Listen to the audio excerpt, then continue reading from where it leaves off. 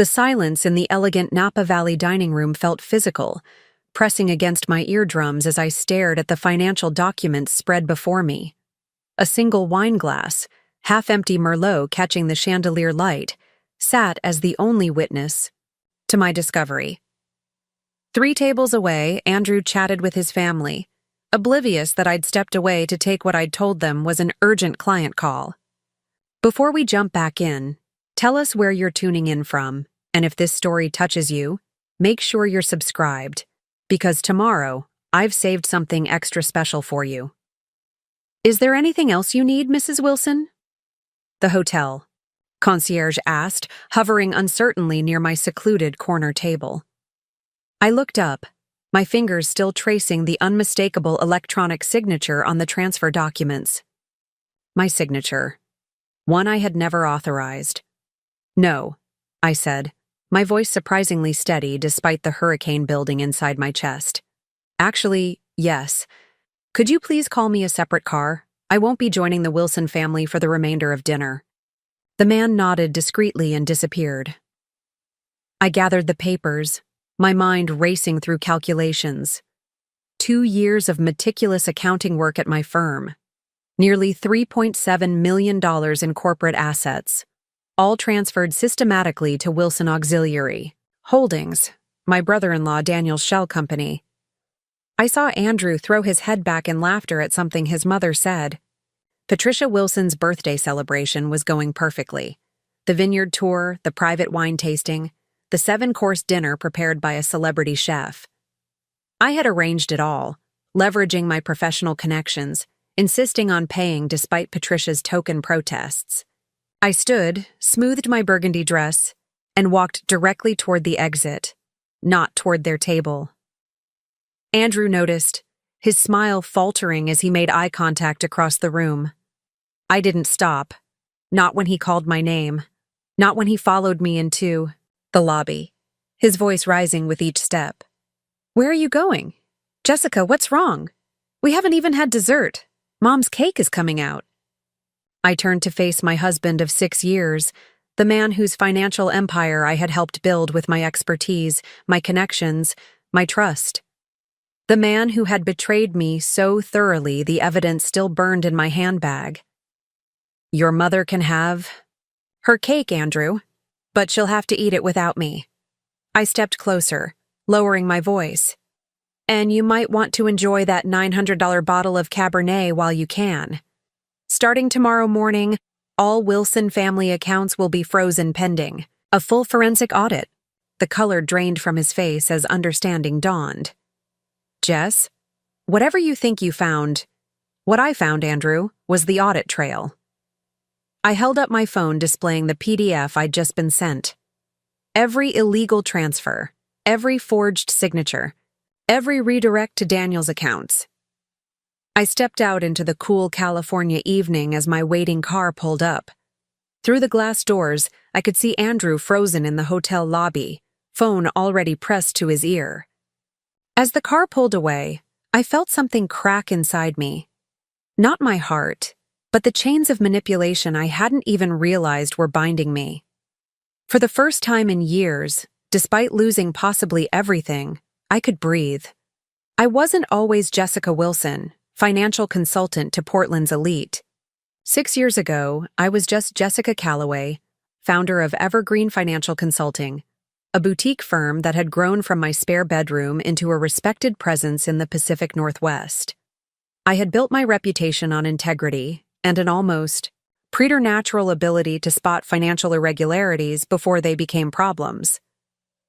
You're like a bloodhound for bad bookkeeping, my first major client had told me after I'd saved his small tech company from a tax disaster.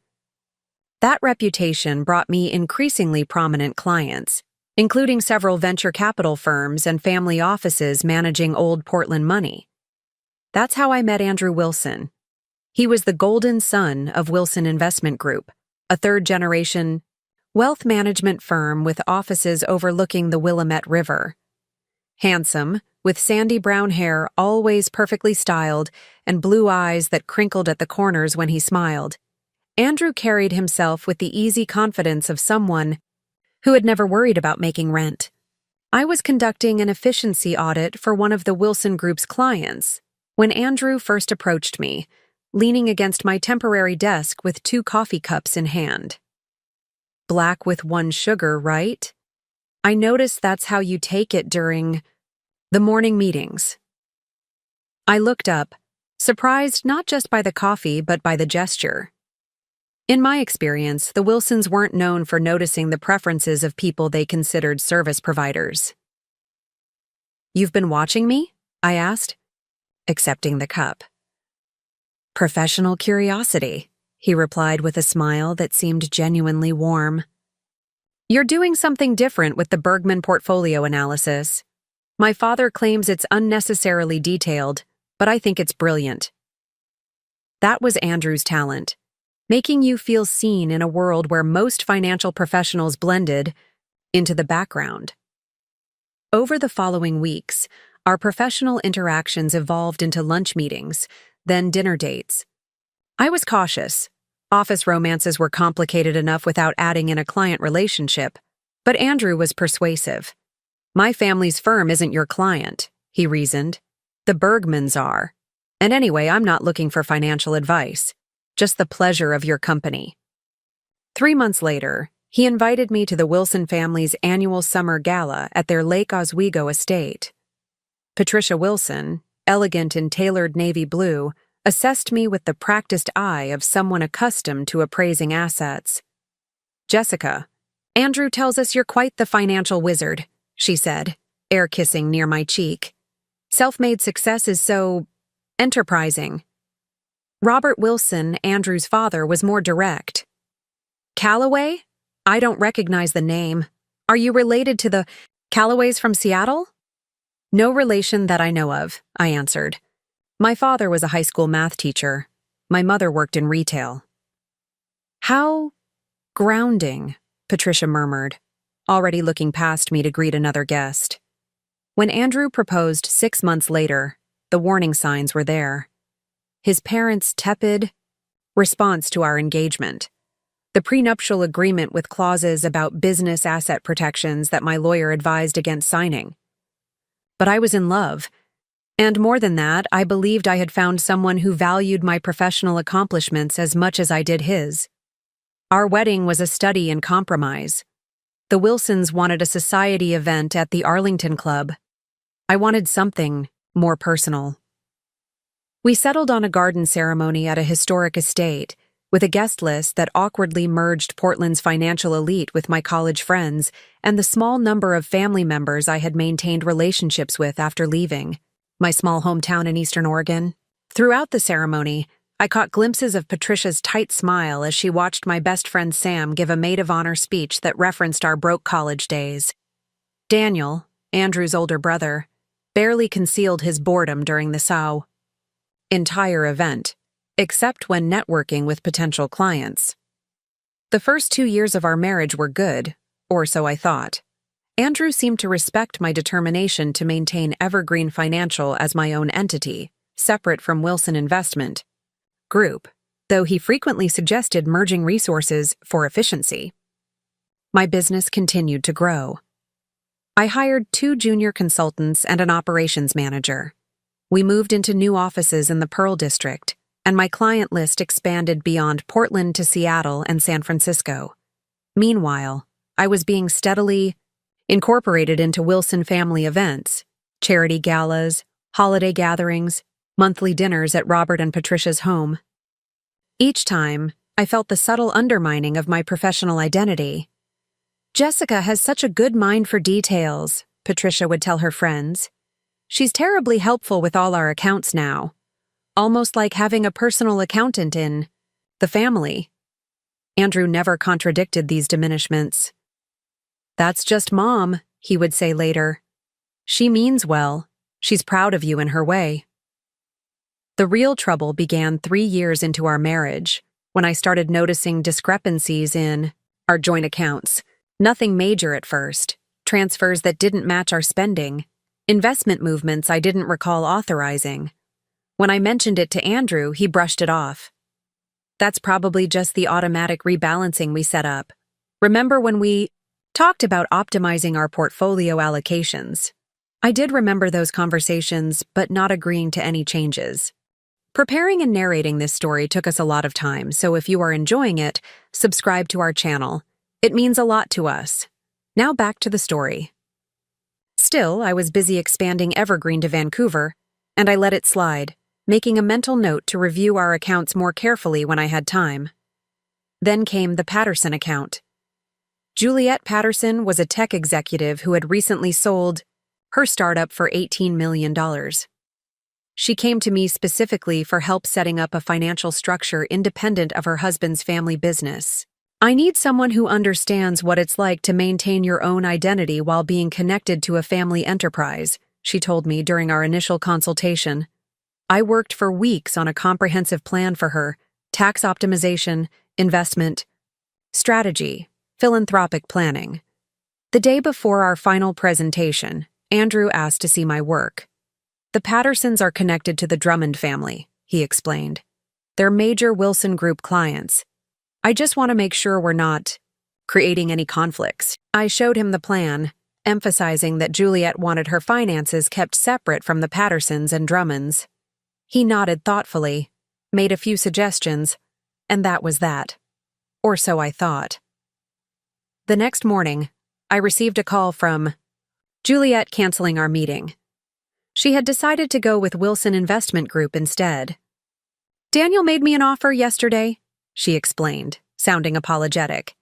He showed me a plan that was remarkably similar to what you had outlined, but with some additional family office services. My stomach dropped. Did he happen to mention that he's my brother-in-law? No, Juliet said, clearly surprised. He presented it as something his team had developed based on their understanding of my situation. I confronted Andrew that evening. He was apologetic, but defensive. Daniel was already working with the Drummonds. It makes sense for them to keep Juliet's business in the same firm. It's nothing personal, just business. He used my work, Andrew, my intellectual property. Work I showed you in confidence. Andrew sighed, running a hand through his hair. Jessica, we're family. In family businesses, ideas flow freely. You should consider it a compliment that Daniel recognized the quality of your work. Despite my misgivings, I tried to accept this explanation. After all, the Wilsons had welcomed me into their family. Perhaps this was simply how they operated, with more fluid boundaries than I was accustomed to in my independent practice. What I didn't realize was that the Patterson situation wasn't an isolated incident, but the beginning of a pattern. Over the next year, 3 more potential clients mysteriously ended up signing with Wilson Investment Group after initial consultations with me. Each time, Andrew had some explanation about existing relationships or comprehensive service offerings that Evergreen couldn't match. Then came the suggestion that would change everything. You should let me help you with Evergreen's accounting, Andrew offered one evening as I reviewed my quarterly financials. You're spending too much time on administrative details when you could be focusing on client acquisition. I have an accounting team, I reminded him. Garcia Financial has handled my books since I started the company. And they charge you a fortune, Andrew countered. I could set you up with Wilson Group's system. We have the infrastructure already in place. It would save you thousands each month. The proposal made business sense. The Wilson Group did have sophisticated financial systems that would be expensive for Evergreen to replicate. And with my client base expanding, I was stretched thin. After consulting with my business partner Alicia, who had reservations but ultimately deferred to my judgment, I agreed to the transition. For 6 months, everything seemed fine. Our expenses decreased, our reporting became more streamlined, and I was able to focus on growing the business. Evergreen landed 2 major clients, a regional hospital system and a clean energy investment fund, bringing our assets under advisement to over $200 million. Then came the call from Trevor Garcia. Jessica, I know you moved your accounting services to your husband's firm, but I wanted to check on something unusual. One of our mutual clients mentioned that Evergreen is now operating as a subsidiary of Wilson Auxiliary Holdings. Is that accurate? I felt my blood run cold. No, that's absolutely not accurate. Evergreen is an independent firm. We have no subsidiaries or parent companies. That's what I thought, Trevor said. But there's paperwork being circulated with your electronic signature showing a reorganization. I thought you should know. As soon as I hung up, I began investigating. What I found sent me into a spiral of disbelief, then rage. Over the past year, Andrew had been systematically transferring Evergreen's assets, client contracts, and intellectual property to Wilson Auxiliary Holdings, a subsidiary managed solely by his brother Daniel. The paper trail was cleverly disguised. Within the accounting system Andrew had convinced me to adopt. Buried in monthly reports were evidence of the transfers, each bearing an electronic signature that matched mine, but that I had never authorized. Even more disturbing, I found emails between Andrew and Daniel discussing how to integrate Jessica's business without triggering her independence concerns. I confronted Andrew that night. His initial denial crumbled when I showed him the documents I'd found. "It's not what you think," he insisted. "We're protecting the assets. The market is volatile, and Daniel has a structure that shields everything from potential downturns." By stealing my company? Assets I built before I even met you? My voice rose despite my efforts to stay calm. "Not stealing, consolidating. Jessica, be reasonable. We're talking about family resources. Evergreen is not a family resource. It's my company, my name, my reputation." Andrew's expression hardened. "A reputation built partly through your connection to the Wilson name. Do you think you would have landed half those clients without the credibility our family provided?" The argument escalated until Andrew stormed out, claiming I was being hysterically protective of a business that would ultimately benefit from Wilson Group's management. I spent the night reviewing every financial document I could access, building a clearer picture of what had happened. By morning, I had discovered enough to know I needed professional help. I called Mark Henderson, a lawyer specialized in financial fraud who had been recommended by Sam years earlier. "Just in case you ever need someone not connected to the Wilsons." Mark's assessment was blunt. "This is textbook corporate theft. Jessica, the electronic signatures, the hidden transfers, the parallel authority structures, classic techniques for siphoning assets." "From strangers, maybe," I said. "But we're married. He's my husband." "Which makes it personal betrayal on top of financial fraud," Mark replied. "The good news is the audit trail is clear. The bad news is untangling this will be messy, especially with family involved." On Mark's advice, I began quietly documenting everything while appearing to continue business as usual. We were scheduled to attend Patricia Wilson's 60th birthday celebration in Napa Valley the following weekend, a 3-day extravaganza that Andrew insisted we couldn't miss despite our ongoing tension. "Mom's been planning this for months," he said. "Everyone will be there. It would look strange if we canceled."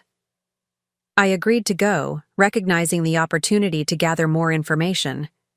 If Andrew and Daniel had been brazen enough to steal my business, what else might the Wilsons be? Hiding?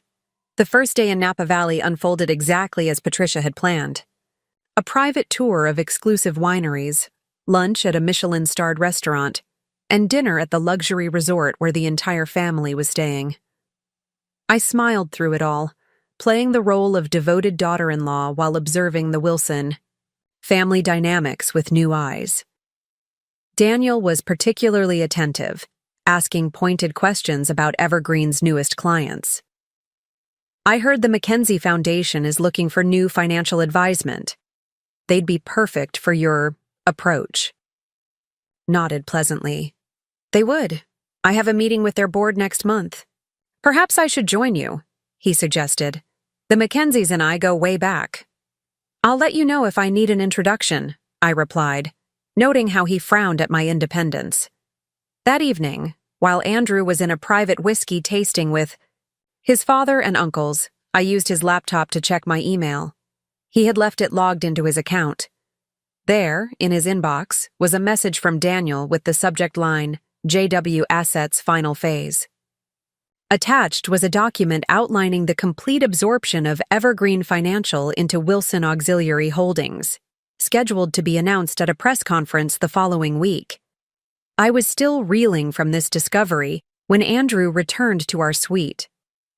I quickly switched screens, pretending to review the itinerary for the next day. "Dad wants us to join him for breakfast tomorrow," Andrew said, loosening his tie. "Something about discussing the future direction of the family businesses." "All of them, including Evergreen?" I asked, watching his reaction carefully. A flicker of unease crossed his face. "The Wilson Group entities primarily, but yes, I suppose Evergreen's integration would come up." Integration. I repeated the word slowly. That's an interesting choice of term for what you and Daniel have been doing. Andrew's expression shifted from unease to wariness. "Jessica, it's late. Let's not get into business discussions now. When would be a better time? After the press conference next week?" His eyes widened slightly, confirmation that I had found something I wasn't supposed to know. But rather than confessing, he switched tactics. "You're overreacting to standard business consolidation. If you'd studied finance at a top program instead of getting your degree from a state school, you'd understand these structures are normal in family enterprises." The condescension in his voice, something that had always been present, but that I had chosen to ignore, crystallized everything for me. This wasn't just about money or business. It was about respect, about seeing me as an equal partner rather than an asset to be managed. I spent a sleepless night weighing my options. By morning, I had formulated a plan. During the day's activities, a hot air balloon ride followed by a picnic lunch, I excused myself several times to make calls. To Mark Henderson, to Alicia Martinez, to Sam Taylor, to my banking contacts. Each call set another piece of my counteroffensive in motion. That evening was Patricia's formal birthday dinner at the resort's acclaimed restaurant. I dressed carefully in a burgundy sheath dress I knew she admired, applied flawless makeup, and joined the family gathering with a pleasant smile firmly in place. During cocktails, I received a text from Mark. "Documents received. Proceeding. As discussed." Then another from Alicia. "Emergency protocols activated. All secure." Just before we were to be seated for dinner, I asked the concierge if I could use a private room for a confidential client call. He escorted me to a small conference room adjacent to the restaurant. There, waiting in my email, was what I had been building toward all day, the complete audit trail of every fraudulent transaction, every forged signature, every communication between Andrew and Daniel about the systematic theft of my company. Most damning of all was evidence that Wilson Investment Group itself was in financial trouble, using Evergreen's assets and client relationships to shore up losses from several failed ventures. The Wilsons weren't just stealing my business, they were trying to save their own. Which brings us back to that moment of clarity in the Napa Valley dining room. The moment when I decided that the Wilson family would no longer define my worth or control my future. As I left the restaurant in my separate car, the emotional weight of what was happening finally hit me. My hands shook against the leather seat as we drove through the darkened vineyards. 6 years of marriage, 8 years building my company.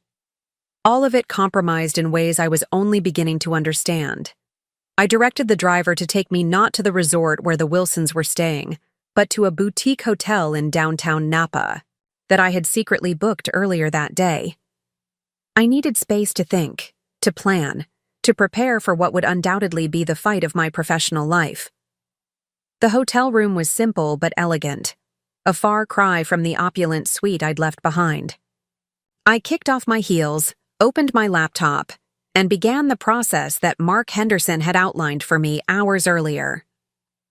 First, I logged into the secure server where we had been building a parallel record of Evergreen Financial's legitimate operations. For the past 3 weeks, ever since finding the first evidence of Andrew's betrayal, I had been secretly duplicating all client data, contracts, and communications onto this independent system. Alicia had helped me establish it, using her background in cybersecurity to ensure it couldn't be traced back to my work computer or home network. "Everything's ready," Alicia had told me during our last call. "The moment you give the word, we initiate Operation Clean Slate." It was a dramatic name for what was essentially a company reset, cutting all financial ties to Wilson Investment Group and Wilson Auxiliary Holdings, reverting to our independent banking relationships, and notifying clients of attempted corporate espionage that had been caught and neutralized. I stared at the email draft we had prepared. Once sent, there would be no going back. The Wilsons would know exactly what I had discovered and what I was doing in response. It would mean war, legal, financial, and personal. My phone buzzed continuously, with texts and calls from Andrew. I ignored them all, instead calling Sam, who answered immediately despite the late hour. "Are you okay?" she asked without preamble. "I'm executing the plan," I replied, my voice steadier than I felt. "I've left Andrew and the family at the restaurant. I'm at the backup hotel." "Good. What do you need from me?" Sam had never fully trusted Andrew. As my oldest friend, she had seen the subtle ways his family had tried to diminish me, even before I recognized the pattern myself. When I finally confided in her about the financial irregularities, she had been the one to connect me with both Mark Henderson and a forensic accountant who specialized in cases of corporate theft. "Can you go to my house?" I asked. "There are files in the hidden safe in my office, original incorporation documents, client contracts predating my marriage, my grandmother's jewelry. The combination is your grandmother's birthday and the year you started Evergreen." "I remember," Sam interrupted. "I'll get everything tonight." "Be careful," I warned. "Andrew might go there when he realizes I'm not coming back to the resort." "Let him try," Sam said with characteristic fierceness. "I'll have Logan with me." Logan, her brother, was a former military police officer who now worked in private security. After hanging up, I called Mark Henderson. "I found the final pieces," I told him. "Not just the transfer of Evergreen's assets, but evidence that Wilson Investment Group is in serious financial trouble. They're using my company to shore up their losses." "That changes the calculation," Mark said, his voice taking on the focused tone I'd come to associate with his strategic thinking. "If the whole Wilson enterprise is unstable, we need to move faster than we planned. They might get desperate." He was right. Financial desperation made people unpredictable. If the Wilsons realized I knew about both the theft of my company and their broader financial problems, they might take extreme measures. "What about the injunction?" I asked. "I can file first thing tomorrow morning. Judge Winters is on the bench. She's handled similar cases before and doesn't have any connections to the Wilson family that I'm aware of." "Do it," I said. "And let's activate everything else we discussed." "Are you sure, Jessica? Once we pull these triggers, there's no de-escalation path." I thought about Andrew's face in the hotel lobby, the shock giving way to calculation. I thought about Daniel's smug confidence when discussing my clients. I thought about Patricia's condescension that had masked years of planning to absorb my success into the Wilson family narrative. "I'm sure," I said firmly. "They tried to take everything from me. They don't get to walk away from that." After hanging up, I opened my laptop and composed a new email to the emergency address we had established. The message was simple. Green light on clean slate. Authorization code, Phoenix Rising.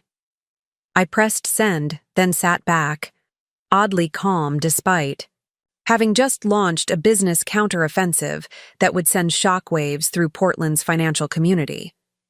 My phone rang again, Andrew for the 12th time. This time, I answered. "Where are you?" he demanded, his voice tight with anger. "You've embarrassed my entire family, walking out on my mother's birthday dinner without explanation." "I think we both know why I left, Andrew," I replied coolly. How's Daniel doing? Has he realized yet that his access to Evergreen's systems has been revoked? There was a moment of silence, then, "What have you done?" "What I should have done weeks ago when I first discovered what you were doing. I've protected my company, my clients, my assets." "Jessica, you're making a terrible mistake. Whatever you think you know." "I know everything," I cut him off. "Every transfer, every forged signature, every email between you and Daniel planning how to strip my company from me. And most interestingly, the real state of Wilson Investment Group's finances. How long have you been insolvent, Andrew? Does your mother know her birthday extravaganza is being funded with the last of the family's liquid assets?" Another silence, longer this time. When Andrew spoke again, his voice had changed, the anger replaced by something that might have been respect if it wasn't overshadowed by calculation. "We should talk about this in person. We're family, Jessica. Whatever issues exist, we can work them out together. We stopped being family the moment you decided my life's work was just another Wilson asset to be manipulated," I replied.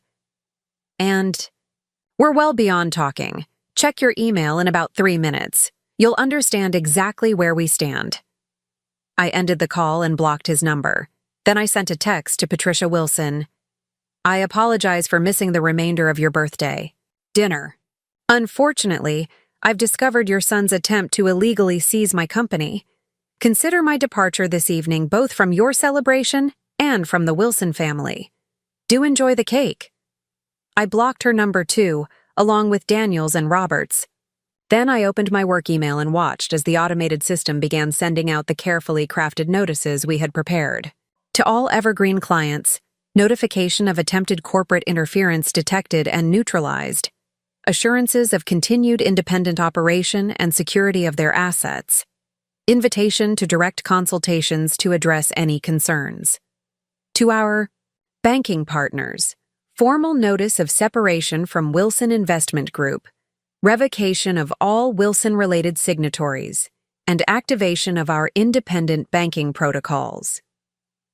To key industry regulators, preliminary notice of potential financial irregularities at Wilson Investment Group, with detailed evidence to follow through proper channels. And finally, to all Evergreen employees, explanation of the situation, assurance of job security, and activation of our emergency operations protocol, which would bring everyone into the office tomorrow, Saturday, for a full briefing. By midnight, my phone was blowing up with responses, clients expressing concern but also support, employees confirming they would be in the office the next day, and most notably, a call from Benjamin Winters, CEO of Pacific Northwest Trust, and one of Wilson Investment Group's oldest clients. "Jessica, I've just received your email," he said when I answered. "Are you telling me that Wilson Group is facing insolvency?" "I have evidence suggesting severe financial irregularities, Mr. Winters," I replied carefully. "I believe that's why. They attempted to appropriate my company's assets and client relationships. I felt you should be informed given your long relationship with the firm." "I appreciate that." His voice was grave. "Robert Wilson has been my financial advisor for 20 years. If what you're saying is true, I have documentation," I assured him. "I wouldn't make such claims without substantial evidence. I'd like to see it. First thing tomorrow. I'll be in Portland by noon. I can meet you at my office at 2. After hanging up, I allowed myself a moment of vindication. Benjamin Winters was not just any client. He was the patriarch of one of Oregon's wealthiest families and a board member of 3 major regional banks. His support, or even just his concern, would lend significant credibility to my position. I spent the next few hours organizing documents, responding to urgent messages, and preparing for my return to Portland. At 3:17 a.m., an email arrived from Andrew, sent from his personal account rather than his Wilson Group address. "Jessica, what you've done tonight is both professionally and personally destructive. You've acted on incomplete information and misunderstandings that could have been clarified if you'd bothered to discuss your concerns with me directly. The restructuring of Evergreen under Wilson Auxiliary Holdings was meant to provide tax benefits and liability protection for both entities. Daniel's expertise in organizational structure would have enhanced, not diminished, what you've built. As for the Wilson Group's finances, you've misinterpreted standard investment positions as financial distress. This is exactly why major financial decisions should be left to those with proper training and generational experience in wealth management. I've consulted with our legal team. They believe your actions constitute breach of fiduciary duty and possibly corporate espionage, given that you've removed confidential data from Wilson-managed systems. They're preparing injunctions as I write this. This can still be resolved privately. Come back to the resort in the morning. We'll have breakfast with my parents and Daniel and discuss a path forward that preserves both our marriage and your role at Evergreen under the Wilson umbrella. If you choose to continue this reckless course, understand that you're not just fighting me, but the entire Wilson legacy and all the resources that come with it. Think carefully about your next move. Andrew. I read the email twice, noting the subtle shifts between conciliation and threat, the condescension barely masked by reasonableness. It was classic Andrew, and exactly why I had spent 3 weeks preparing my response rather than confronting him immediately when I found the first evidence of betrayal. I didn't reply. Instead, I forwarded the email to Mark Henderson with a single comment, as predicted, proceeding as planned. Then I tried to sleep for a few hours before my early flight back to Portland. Despite the emotional turmoil, I drifted off quickly, perhaps because for the first time in years, I wasn't carrying the weight of trying to belong in a family that had never truly accepted me. I woke to news that the financial world was already responding to the unfolding drama. A contact at the Portland Business Journal texted me a screenshot of a breaking news alert. Wilson Investment Group faces questions amid rumors of financial irregularities. Emergency board meeting called. My phone showed 47 missed calls and over 100 text messages, mostly from unknown numbers, likely Wilson family members, associates, and lawyers calling from alternate phones to bypass my blocks. I ignored them, all checking out of the hotel and taking a car to the Napa County Airport where a chartered plane was waiting, another contingency we had arranged. During the flight back to Portland, I received confirmation that Mark Henderson had successfully filed for an emergency injunction preventing Wilson Investment Group or any of its subsidiaries from accessing Evergreen Financial's systems, client, data, or accounts. Judge Winters had granted the order based on the preliminary evidence we'd provided. Alicia met me at the Portland airport, her normally cheerful face serious as she handed me a coffee and a tablet displaying the latest developments. "The office is ready," she said as we walked to her car. "Everyone's there. Sam dropped off the files from your home safe, and the forensic accounting team has already started their formal review." "Any physical attempt to access our office?" I asked. The possibility of Daniel or another Wilson representative trying to enter Evergreen's premises had been one of my concerns. "2 attempts," Alicia confirmed. Daniel showed up at 7 a.m. with some legal papers, claiming he had authority as the new managing director. Security turned him away and documented everything. Then their corporate counsel tried at 9. Same result. I nodded, relieved that our security protocols were working. "And our clients?" Mixed reactions. Most are shocked but supportive. 3 have requested urgent meetings. 4 have received calls from Wilson Group representatives trying to convince them that we're the ones mismanaging their assets. "Predictable," I murmured. "Any sign of Andrew?" "Not at the office, but Sam says he went to your house around 5 a.m. Logan intercepted him. There was some shouting, but no physical confrontation." The thought of Andrew trying to enter what had been our home, perhaps to remove evidence or access, my personal files, sent a chill through me. But I pushed the feeling aside.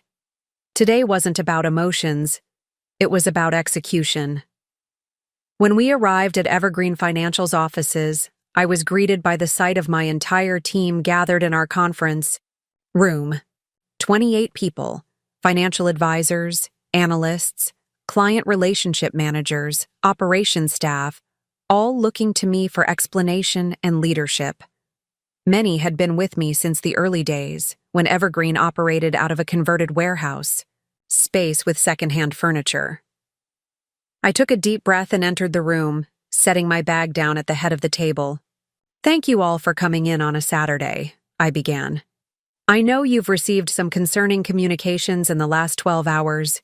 You deserve the full story, and you deserve it directly from me." For the next 30 minutes, I outlined what had happened: the discovery of unauthorized transfers, the evidence of forgery, the attempt to subsume Evergreen into Wilson Auxiliary Holdings. I explained the emergency measures we had implemented and the legal actions already underway. "The bottom line is this," I concluded. "Evergreen Financial remains independent. Your jobs are secure. Our clients' assets are protected. But we are now in direct conflict with Wilson Investment Group, one of the oldest and most connected financial institutions in the Pacific Northwest. The coming days will be challenging." Jordan Chen, our head of client services, raised his hand. "What are they saying about all this? The Wilsons, I mean." "They're claiming it was a planned restructuring that I misunderstood," I replied. "They're also suggesting that I've breached fiduciary duties by taking these protective measures." "That's ridiculous," said Marcus Jefferson, our senior tax advisor. "We all saw the documentation you showed us. Those signatures were clearly forged. The transfer authorizations were never disclosed to the leadership team." I nodded, grateful for the support. "The evidence is on our side. But evidence alone doesn't win these kinds of battles. The Wilsons have deep connections in this city, with regulators, with other financial institutions, with potential clients. They'll use every advantage." "So what's our strategy?" Alicia asked, though we had already discussed this privately. "Transparency and expertise," I answered. "We contact every client personally. We show them the documentation. We remind them why they chose Evergreen in the first place, for our integrity and our results. And we demonstrate that despite this attempted hostile takeover, we're still delivering on our promises." The meeting transitioned into action planning, assigning client outreach responsibilities, preparing response scripts for various scenarios, and establishing a communication protocol for the coming week. Throughout the discussion, I was struck by the team's commitment. No one questioned whether we should be fighting this battle. They only asked how best to win it. As the meeting concluded and people broke into smaller working groups, I retreated to my office to prepare for my appointment with Benjamin Winters. If we could secure his support, or at least prevent him from fully aligning with the Wilsons, it would significantly strengthen our position. I was reviewing my presentation when my assistant, Taylor, knocked on my door. "Jessica, there's someone here to see you. She says she's Patricia Wilson." My first instinct was to refuse the meeting. Patricia was the last person I wanted to face, right now. But strategic thinking prevailed. Understanding her approach might provide valuable insight into the family's plans. "Give me 2 minutes, then show her in," I replied. I closed my laptop, straightened my desk, and stood. This would not be a conversation where I sat while Patricia stood over me, as had happened so many times at Wilson family gatherings. When she entered, Patricia looked immaculate as always. Tailored pantsuit, pearl earrings, not a hair out of place despite presumably having traveled directly from Napa. Only the tightness around her eyes betrayed any distress. "Jessica," she said, her voice controlled, "this is quite a situation you've created." "That I've created?" I kept my tone level. "Not your sons who forged my signature and attempted to steal my company?" Patricia waved a hand dismissively. "Such dramatic language. Business restructuring always involves complex legal maneuvers. If Andrew failed to adequately explain the process to you, that's unfortunate but hardly criminal." I reached into my desk drawer and withdrew a folder, placing it on the desk between us. Perhaps you'd like to explain these then. Emails between Andrew and Daniel discussing how to transfer Evergreen's assets without my knowledge. Documents with forged signatures. Bank transfers redirecting my company's funds. Patricia didn't touch the folder. Family businesses operate differently than what you might be accustomed to with your independent venture. Resources flow where they're needed. Expertise is applied collectively. Evergreen is not and has never been a Wilson family business, I stated firmly. It's my company, founded before I met Andrew, built with my expertise, my client relationships, my reputation. A reputation significantly enhanced by your connection to the Wilson name, Patricia countered. Let's be honest, Jessica. Many of your most prestigious clients came to you because of your marriage into our family. The Berkmans, the Chungs, the Harrington Foundation, all Wilson connections originally. She wasn't entirely wrong, which made her argument all the more infuriating. My association with the Wilson name had opened certain doors, but what Patricia conveniently ignored was that those clients had stayed with Evergreen because of the quality of our work, not family connections. If those clients came to me because of the Wilson name, they're free to return to Wilson Investment Group, I said. But they won't, because they value Evergreen's approach and results. Patricia's perfectly composed expression flickered with annoyance. You're being short-sighted. This needless conflict is damaging to everyone. The financial community is already buzzing with rumors. Regulatory attention is the last thing any of us need. There it was, the real concern. Not the ethical breach of trying to steal my company, but the potential regulatory scrutiny that might expose other Wilson Group issues. What exactly are you proposing, Patricia? She straightened, clearly relieved to move to negotiation. A reasonable compromise. You withdraw your injunction and your inflammatory communications to clients. We announce a strategic partnership between Evergreen and Wilson Group, with you maintaining operational control of Evergreen as a distinct division. Your client relationships remain intact, your team stays in place, but the legal structure acknowledges the reality that Evergreen benefits from the Wilson infrastructure and reputation. And the financial transfers that have already occurred? I asked. The client accounts already moved to Wilson Auxiliary Holdings?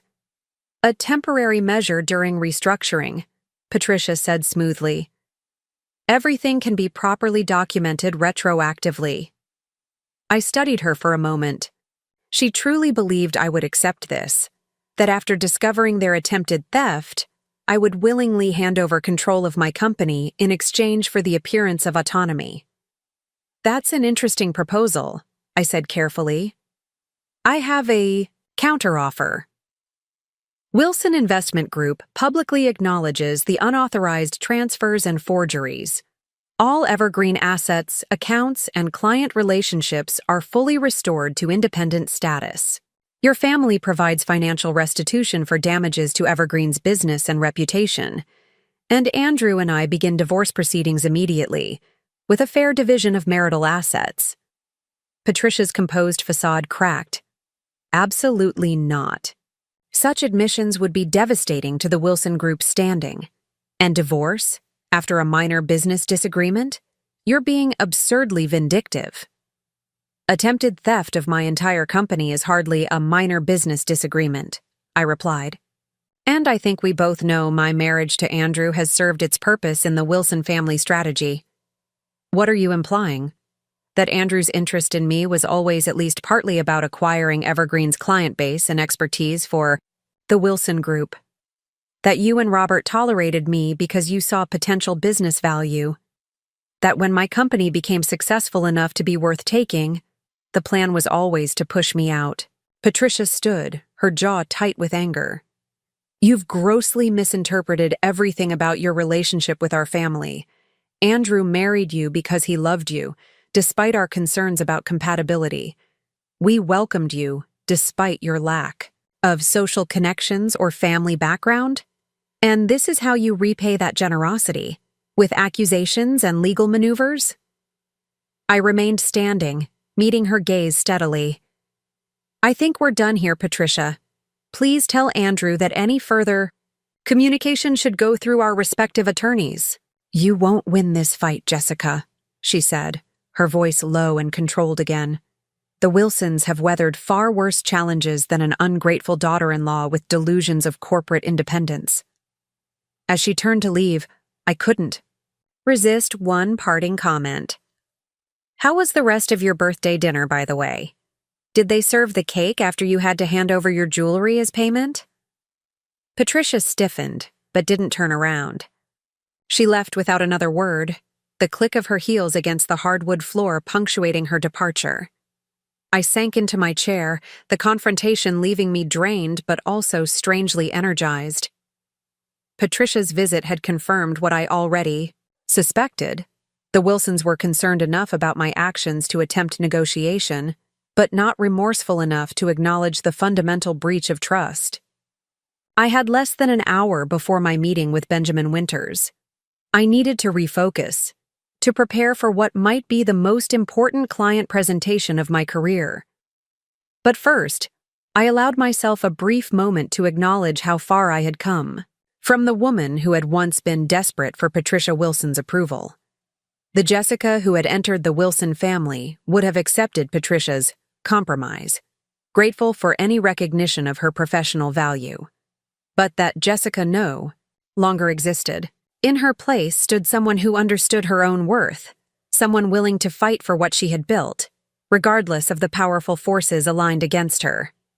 My phone buzzed with a text from Alicia. "Winters just called. He's bringing his entire financial advisory team to the meeting." The stakes had just been raised. I took a deep breath, straightened my shoulders, and opened my laptop. It was time to prepare for battle. The meeting with Benjamin Winters proved to be everything I'd anticipated and more. He arrived at Evergreen's offices precisely at 2:00, accompanied not just by his financial advisory team, but also by his daughter Catherine, who had recently taken over as CFO of the family's holdings company. Their presence sent a clear message. This wasn't merely a courtesy call, but a serious evaluation of where the Winters family would place their considerable financial trust moving forward. "Jessica," Benjamin greeted me, his handshake firm despite his 70 years. "Let's get straight to the point. I've received concerning calls from both Robert Wilson and yourself. I need to understand what's happening." I led them into our largest conference room where I had prepared a comprehensive presentation. Rather than beginning with accusations against the Wilsons, I started with facts, displaying the original financial structures of Evergreen, the gradual integration of systems with Wilson Group, and then the discovery of unauthorized transfers. "This document," I said, displaying a large projection of a funds transfer authorization, "bears what appears to be my signature authorizing the movement of the Harrington Foundation's $42 million portfolio to Wilson Auxiliary Holdings. However, I was in Singapore on this date, meeting with potential partners for our Asian expansion. I switched to a different screen showing my passport stamps and hotel receipts. I couldn't have physically signed this document." Catherine Winters leaned forward, examining the evidence. With a background in corporate law before joining her family's business, she understood immediately the implications. "Electronic signature fraud," she stated rather than asked. "Exactly," I confirmed, "and not an isolated incident." I displayed a series of similar documents, each showing transfers of Evergreen assets, client portfolios, or intellectual property to Wilson-controlled entities, all bearing signatures I had never authorized.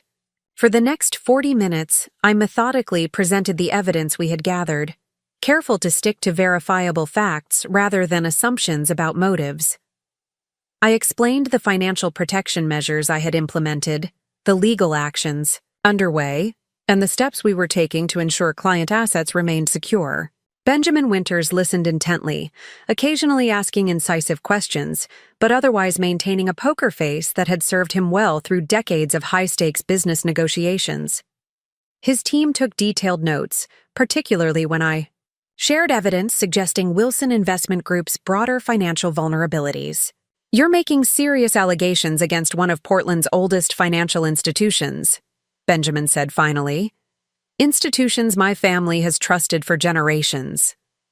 I understand the gravity of these claims, Mr. Winters, I replied. That's why I've been careful to present only what I can substantiate with documentation. I'm not asking you to take my word over the Wilsons. I'm asking you to evaluate the evidence and draw your own conclusions. Catherine whispered something to her father, who nodded slightly before addressing me again. What are you seeking from us, Jessica? Support in your legal battles with the Wilsons? Public endorsement of Evergreen's independence? A direct question. Deserved a direct answer. Primarily, I wanted you to be fully informed about potential risks to your family's assets. The Wilson Group's apparent financial instability could affect all their clients, including your family. And secondarily? Catherine asked, her legal mind catching my careful wording. Secondarily, yes, your continued confidence in Evergreen would be meaningful, both practically and symbolically. But that must be your independent decision based on your assessment of where your interests are best served. Benjamin exchanged glances with his team before standing. We need to review these materials more thoroughly and conduct our own verification. I appreciate your transparency, Jessica. We'll be in touch within 48 hours. It wasn't the immediate endorsement I might have hoped for, but it was better than an immediate withdrawal of their business. As I escorted them out, Catherine hung back slightly. For what it's worth, she said quietly, I've been concerned about some of Robert Wilson's investment recommendations for months. Too aggressive, too concentrated in certain sectors. My father has been loyal to them for decades, though. This won't be an easy decision for him. After they left, I returned to find Alicia waiting in my office. How did it go? She asked. As well as could be expected. They didn't commit either way, but they're taking the evidence seriously. Alicia nodded. While you were in that meeting, we received 2 interesting developments. First, 3 more Wilson Group clients reached out asking for meetings with us. All major accounts. That was promising. Word was spreading, and people were questioning their relationships with the Wilsons. And second? Andrew's here. He's in the reception area insisting on seeing you. I hadn't expected Andrew to confront me at the office. At our home, perhaps, or through legal channels, but not here. Not at Evergreen's headquarters, where every employee now knew what he had attempted to do. How long has he been waiting? About 20 minutes. Security is watching him. Do you want them to escort him out? I considered my options. Refusing to see Andrew would avoid an uncomfortable confrontation, but it might also reinforce the narrative he was undoubtedly creating, that this was all a misunderstanding that could be resolved through direct communication. No, I decided. I'll see him. But I want you and Marcus in the room as witnesses. Alicia raised an eyebrow. Are you sure that's necessary? Absolutely. Whatever Andrew says, I want independent verification. He's already shown he's willing to forge documents. I won't give him the opportunity to misrepresent our conversation, too. 5 minutes later, Andrew was shown into our smallest conference room, a deliberate choice on my part. Unlike my office, with its comfortable seating and personal touches, this room was austere, designed for brief vendor meetings rather than client presentations. Andrew looked haggard, his normally impeccable appearance showing signs of strain. His suit was slightly rumpled, his hair not perfectly styled as usual. But he still carried himself with the confidence of someone who expected to control the situation. Jessica, he began, his tone conciliatory. This has gotten completely out of hand. We need to talk. Just the 2 of us. He glanced pointedly at Alicia and Marcus, who had positioned themselves against the wall. Anything you have to say to me can be said in front of my colleagues, I replied. Given recent events, I think we're well past private conversations, don't you? Andrew's expression hardened slightly. This is between us, between husband and wife. Bringing our personal issues into the workplace is unprofessional. Forging my signature to steal my company crossed the line between personal and professional long ago, I countered. But please, say what you came to say. He sighed, then reached into his briefcase and withdrew a folder. Our legal team has prepared this cease and desist order regarding your communications to Wilson Group clients. You're making false statements that are damaging our reputation and business relationships. I didn't touch the folder he placed on the table. What false statements specifically? Your claims of financial irregularities at Wilson Investment Group are completely unfounded, and characterizing the planned integration of Evergreen into our family of companies as theft is both inaccurate and defamatory. Integration? I repeated.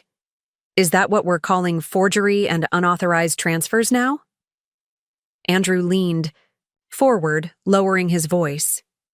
Jessica, listen to me. You're making a catastrophic mistake based on incomplete information. Yes, there were some steps taken without your direct authorization, but it was to protect both companies during a sensitive transition period.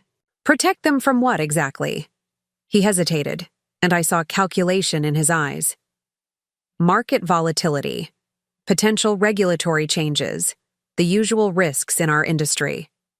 And those risks required transferring millions in client assets to your brothers. Company without my knowledge? Without client notification? With forged authorizations? The authorizations were procedural necessities that would have been properly documented after the fact, Andrew insisted. Standard practice in complex corporate restructuring. I almost laughed at the audacity. There's nothing standard about what you did. But let's be completely clear. Was the restructuring plan going to maintain Evergreen as an independent entity under my control? Another hesitation. You would have maintained operational oversight of the Evergreen brand within the Wilson Group structure.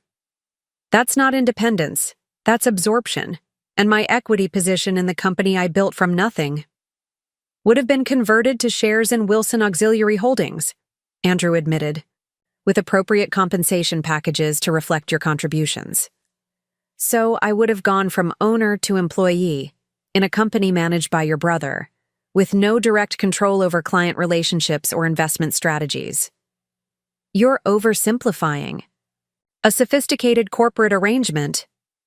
I'm a financial consultant with an MBA and 15 years of experience, I interrupted, my patience wearing thin. I understand exactly what you were attempting to do. The question is whether you understand the legal and ethical boundaries you've crossed. Andrew's facade of reasonableness began to crack. The boundaries in family businesses are different. Jessica, you've never understood that. The Wilson name, the Wilson legacy, these things matter more than individual ownership claims. Evergreen is not and has never been a family business in the Wilson sense, I stated firmly. It's my company, built with my expertise, my client relationships, my reputation. A reputation significantly enhanced by your connection to the Wilson name, Andrew countered, echoing his mother's earlier argument almost word for word. Most of your major clients came through Wilson Group introductions or connections. I had prepared for this line of attack.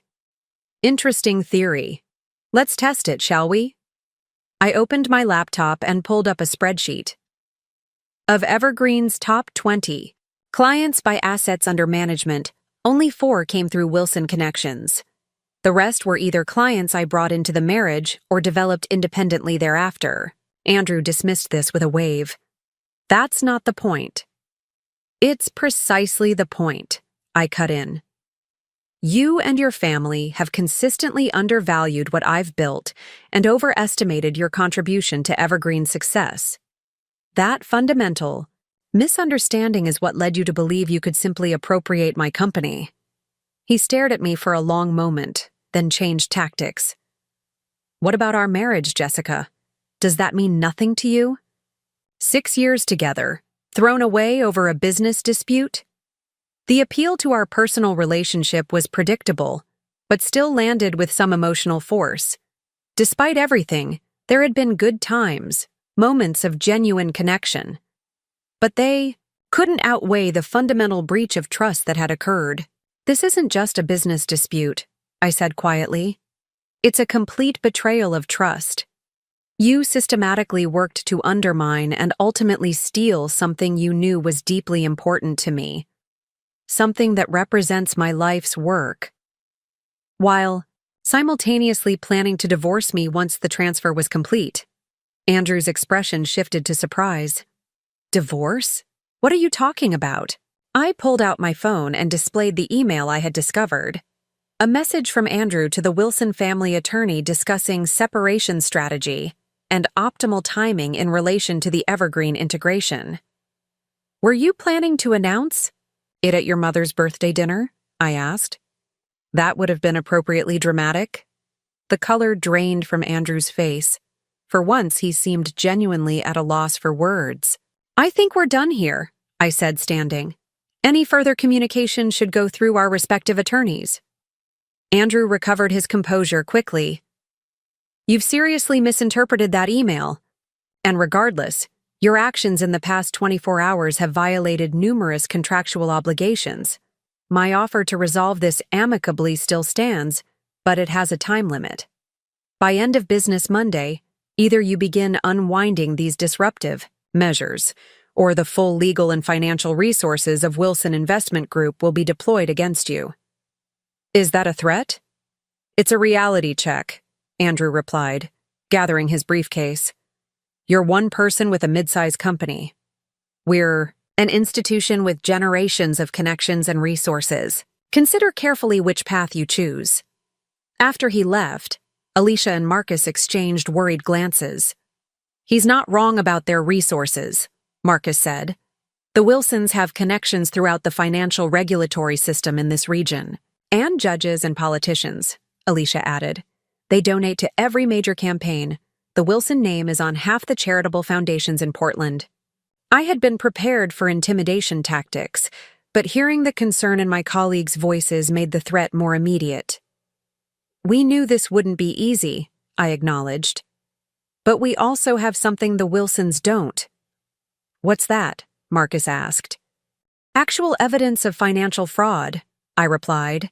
"And in my experience, evidence ultimately matters more than connections."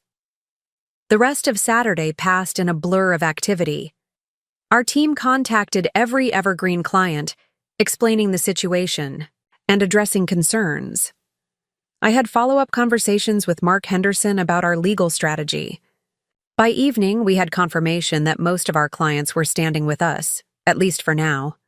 A few had expressed uncertainty or asked for time to evaluate the situation. As I prepared to leave the office around 9 p.m., Sam called. "I've got the files from your home office," she reported. "And Logan says everything seems secure at the house, though he spotted someone watching it from a car down the street earlier. Probably hired by Andrew or his father," I said. "Did Logan get a description?" "Better. He got photos and the license plate. I'll send them to you." "Thanks, Sam. You should both get some rest. I don't think Andrew will try anything else." "Tonight?"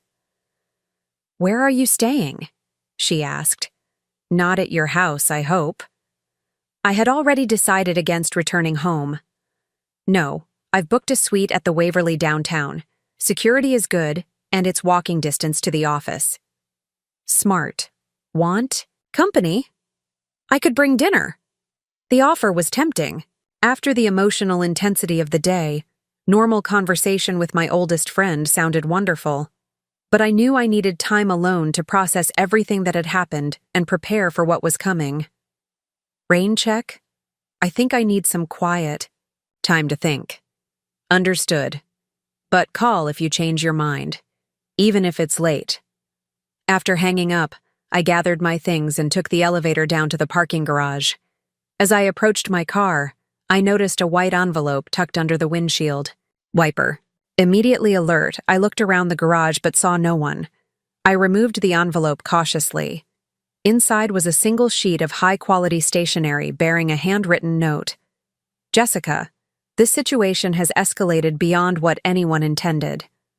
While I cannot speak for my son's actions, I believe this conflict can still be resolved without mutual destruction. Meet me tomorrow at 10 a.m. at the Arlington Club, private room, just the two of us. There are aspects to this situation of which you remain unaware. After hearing me out, you can proceed as you see fit. Robert Wilson. The note was unexpected. Throughout my marriage to Andrew, Robert Wilson had remained somewhat in the background, allowing Patricia to manage family dynamics while he focused on business matters. He had always been cordial to me but never particularly warm. For him to reach out directly, without lawyers or family members present, was significant. Was it a trap? Possibly. But Robert was known for his strategic pragmatism in business dealings. If Wilson Investment Group truly was in financial trouble, he might be looking for a resolution that minimized further damage. I took a photo of the note and sent it to Mark Henderson with a simple question. Should I go? His response came quickly. Could be valuable intelligence gathering. If you go, record everything. I'll have someone positioned nearby as backup. The following morning, Sunday, I arrived at the Arlington Club 10 minutes early. One of Portland's oldest private clubs, it had been a bastion of the city's business elite since the 1800s. Women had only been allowed as members since the 1990s, a fact Patricia Wilson had often mentioned with pride as she had been among the first female members. I gave my name to the receptionist, who nodded in recognition. Mr. Wilson is already here. Please follow me. She led me through the main dining room, with its dark wood paneling and oil portraits of founding members, to a small private dining room at the back. Robert Wilson stood as I entered, gesturing to a chair across from him at a table already set for breakfast. Jessica, thank you for coming, he said, his voice carrying the slight Southern accent that remained from his Tennessee upbringing despite 50 years in the Pacific Northwest. I appreciate your willingness to meet, despite the current circumstances. Your note suggested you have information I should hear, I replied, remaining standing. I'm listening. Robert indicated the chair again. Please sit. This may take some time to explain properly. I sat, though I remained on guard. A server appeared almost immediately with coffee, then discreetly withdrew, closing the door behind. I'll be direct, Robert began once we were alone. Wilson Investment Group is facing significant challenges that Andrew and Daniel attempted to address through their actions regarding Evergreen. Financial insolvency, I stated, rather than asked. Robert's expression tightened slightly. Not insolvency. Liquidity constraints and investment positions that have underperformed projections. Serious but manageable with the right strategy. And the right strategy included stealing my company? He held up a hand. I don't condone the methods my sons employed. They acted without my explicit approval or knowledge. I raised an eyebrow skeptically. You expect me to believe that Andrew and Daniel orchestrated a complex financial fraud? Without your awareness. When nothing happens at Wilson Group without your sign-off. That was once true, Robert acknowledged, surprising me with his candor. But over the past 2 years, I've been less engaged with day-to-day operations. Health issues primarily, he paused. Patricia and the boys thought it best to keep certain matters within the family rather than worry me or prompt questions about succession planning. This was new information. Robert Wilson's health had never been mentioned in family gatherings. I'd attended. He had always appeared robust despite being in his 70s. What health issues? I asked. Early-stage Parkinson's, diagnosed 18 months ago. Manageable with medication, but progressive. I've been gradually transferring operational control to Andrew and Daniel while maintaining the appearance of full engagement to preserve client confidence. If this was true, it explained some of the timing. Andrew and Daniel's scheme had accelerated. Around the same time, Robert would have been stepping back from direct oversight. I'm sorry about your health, I said, genuinely meaning it despite everything else. But it doesn't excuse what Andrew and Daniel attempted to do. No, it doesn't, Robert agreed. Their approach was wrong, legally and ethically. But the underlying concern driving their actions is real. Wilson Investment Group needs to diversify its service offerings and stabilize its capital position. Evergreen represents exactly the kind of innovative financial consulting that complements our traditional wealth management services. So you're saying they were right to want Evergreen, just wrong in how they went about acquiring it? Robert sipped his coffee before answering. I'm saying there was a legitimate business case for bringing Evergreen into the Wilson Group family, one that could have benefited both entities if approached properly, through negotiation, fair valuation, and transparent terms. Which is not what happened. No, it's not. Robert set down his cup and leaned forward. Jessica, I've followed your career since before you married Andrew. Your approach to financial consulting is genuinely impressive, adaptive, client-focused, technologically innovative. In many ways, it represents the future of our industry, while Wilson Group has remained perhaps too anchored in traditional models. The compliment seemed sincere, which made this conversation all the more surreal. Thank you, but that doesn't change our current situation. It doesn't, he agreed. But it does suggest a potential path forward that might serve everyone's interests better than protracted legal battles and public accusations. Here it was, the real purpose of this meeting. I'm listening. A true partnership between Evergreen and Wilson Group, not an acquisition or absorption, but a strategic alliance with clearly defined boundaries and mutual benefits. You maintain full ownership and control of Evergreen. We establish proper firewalls between the companies while creating structured collaboration opportunities. Any client referrals or shared services operate under transparent agreements with fair compensation.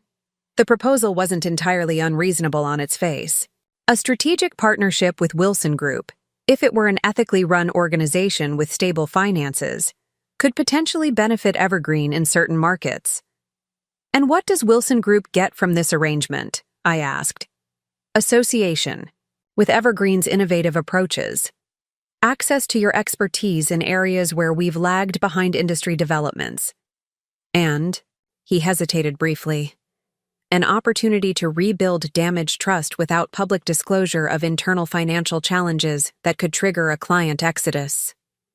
There it was. What Robert really wanted was for me to help the Wilson Group save face to prevent the public and regulatory scrutiny that would come from exposing what Andrew and Daniel had attempted.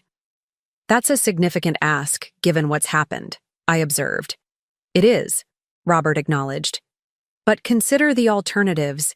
Litigation will be expensive and time-consuming for both sides. Even if you prevail completely, which is far from certain given the complexities involved, the process will distract you from growing Evergreen and serving your clients. Meanwhile, public allegations about Wilson Group's financial position, whether fully substantiated or not, could trigger a systemic reaction in Portland's financial community. The fallout would extend well beyond our two companies. He wasn't wrong about the potential broader impacts. Financial institutions depended on trust and stability. If Wilson Investment Group collapsed amid allegations of fraud and insolvency, it could create ripple effects throughout the regional financial ecosystem, potentially affecting other institutions and clients. What about Andrew? I asked. Any partnership would require ongoing interaction.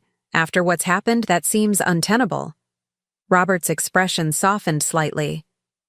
Your marriage to Andrew is a separate matter from any business arrangement. I won't presume to advise you on personal decisions. But professionally, Andrew could be recused from any direct involvement with Evergreen matters within such a partnership structure.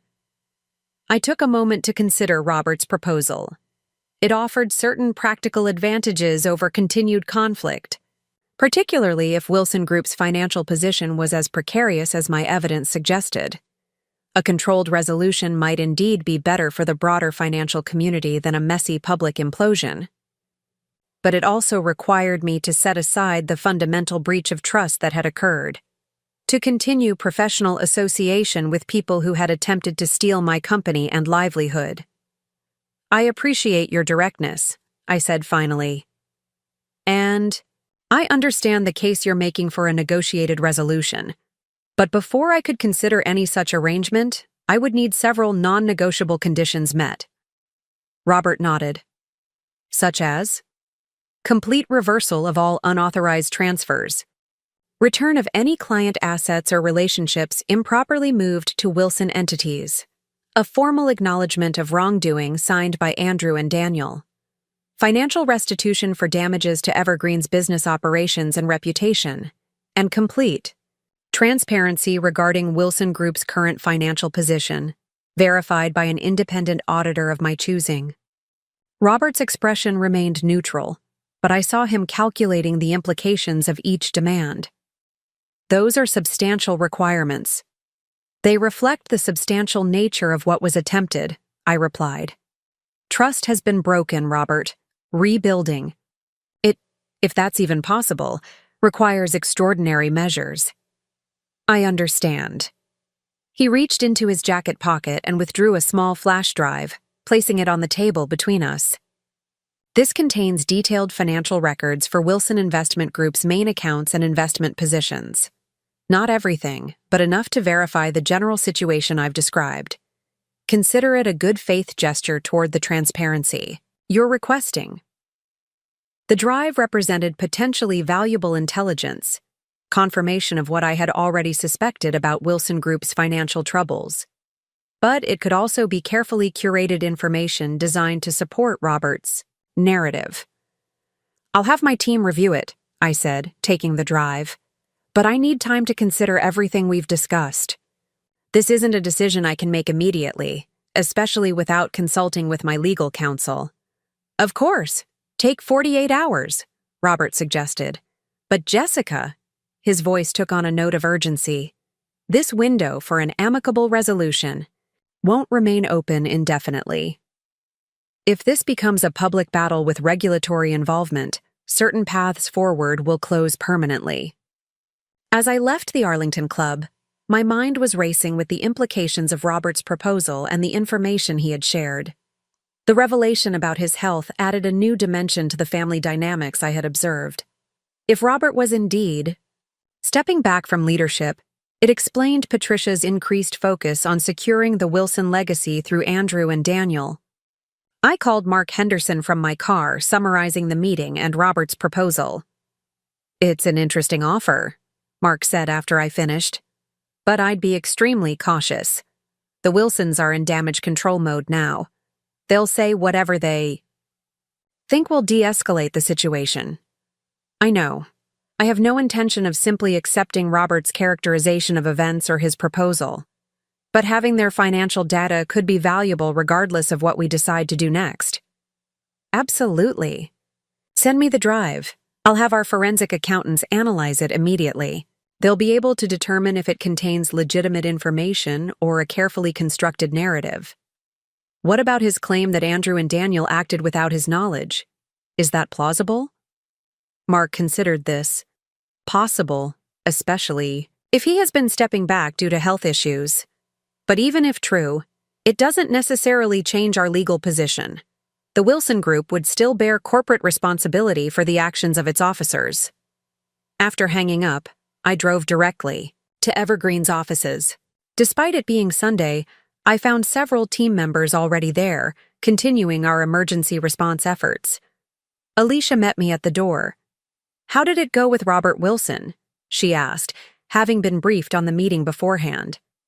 Interesting, I replied. He's offering a partnership rather than continued conflict, but with significant strings attached.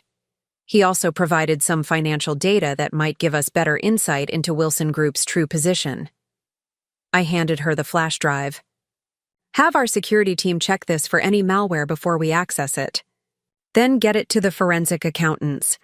I want to know if what Robert told me about their financial situation matches reality.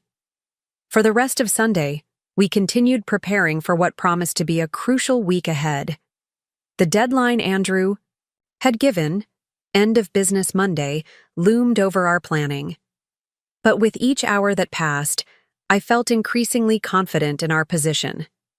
Our client outreach was showing positive results. Our legal strategy was sound. And most importantly, we had evidence on our side. By Sunday evening, we had preliminary results from the analysis of Robert's flash drive. The data appeared legitimate and confirmed what I had suspected. Wilson Investment Group had suffered significant losses on several major investment positions. They weren't technically insolvent yet, but their capital reserves were dangerously low, and several major clients had already begun quietly reducing their exposure. This information strengthened my resolve. The Wilsons weren't just after Evergreen's client relationships and expertise. They needed my company's assets to shore up their deteriorating financial position. What Andrew and Daniel had attempted wasn't merely an aggressive business maneuver. It was a desperate attempt to save their family legacy at my expense. As I prepared to return to my hotel for the night, I reflected on how dramatically my life had changed in just a few days. The marriage and family connections I had worked so hard to maintain had been revealed as fundamentally flawed. The professional respect I thought I had earned from the Wilsons had been exposed as a facade masking their true intentions. Yet amidst this painful unraveling, I found myself standing more firmly in my own power than ever before. The Jessica, who had entered the Wilson family orbit, seeking validation and acceptance, had been replaced by someone who understood her own worth and was prepared to fight for what she had built. Whatever came next, I would face it on my own terms. Monday morning arrived with the distinct atmosphere of impending confrontation. I woke in my hotel suite before dawn, reviewing strategy notes and preparing for what would undoubtedly be a defining day in this conflict. By the time I arrived at Evergreen's offices at 7 a.m., 3 voice messages from Andrew had already accumulated on my blocked number. Each marked urgent, none listened to. The office was unusually active for such an early hour. Our core response team had been working around the clock since Saturday, coordinating client communications, documenting every development, and preparing for various contingency scenarios. Alicia met me at the elevator, tablet in hand, already, briefing me on overnight developments. 2 more Wilson Group clients contacted us requesting meetings, she reported as we walked toward my office. Both major accounts, the Ferndale Trust and Horizon Ventures. Did they indicate why they're reaching out? I asked, knowing that client movement at this stage could significantly influence the outcome of our standoff. Concerns about their portfolios after hearing rumors about Wilson Group's financial position, Alicia replied. The Ferndale trustee specifically mentioned unusual account activity they'd questioned last month, but were assured was routine rebalancing. That matched the pattern we were seeing. Questionable transactions within Wilson Group that extended beyond just their attempt to appropriate Evergreen. I made a mental note to have our team carefully document this conversation with Ferndale. It could prove valuable if regulatory authorities became involved.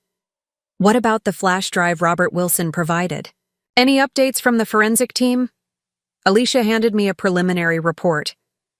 It appears to contain legitimate financial data, though potentially curated to support Robert's narrative.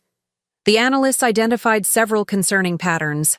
Leveraged, positions significantly beyond what's disclosed in Wilson Group's public filings, concentration risks in specific market sectors, and what looks like creative accounting to mask underperforming investments. Do they assess risk of immediate insolvency? Not immediate, Alicia said. But they've identified a vulnerability to any significant market downturn or mass client withdrawals. If even 15% of their clients pulled their assets simultaneously, she didn't need to finish the thought. A 15% client exodus would trigger exactly the kind of liquidity crisis that could collapse Wilson Investment Group, and likely what Andrew and Daniel had been desperately trying to prevent by seizing Evergreen's stable client base and assets. What about our security posture? I asked, changing topics. Any further contact from the Wilsons or their representatives? Nothing direct, but our IT team detected several attempted access events overnight. Someone using expired credentials trying to log into our client management systems.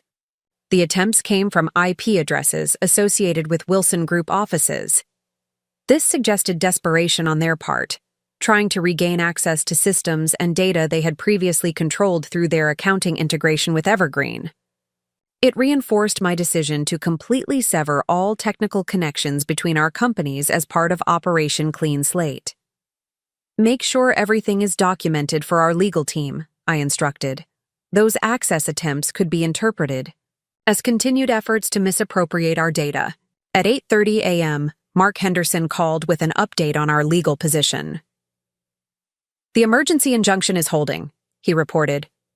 Judge Winters denied the Wilson Group's request for an immediate hearing to challenge it.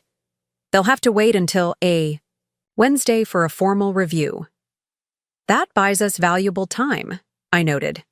Exactly.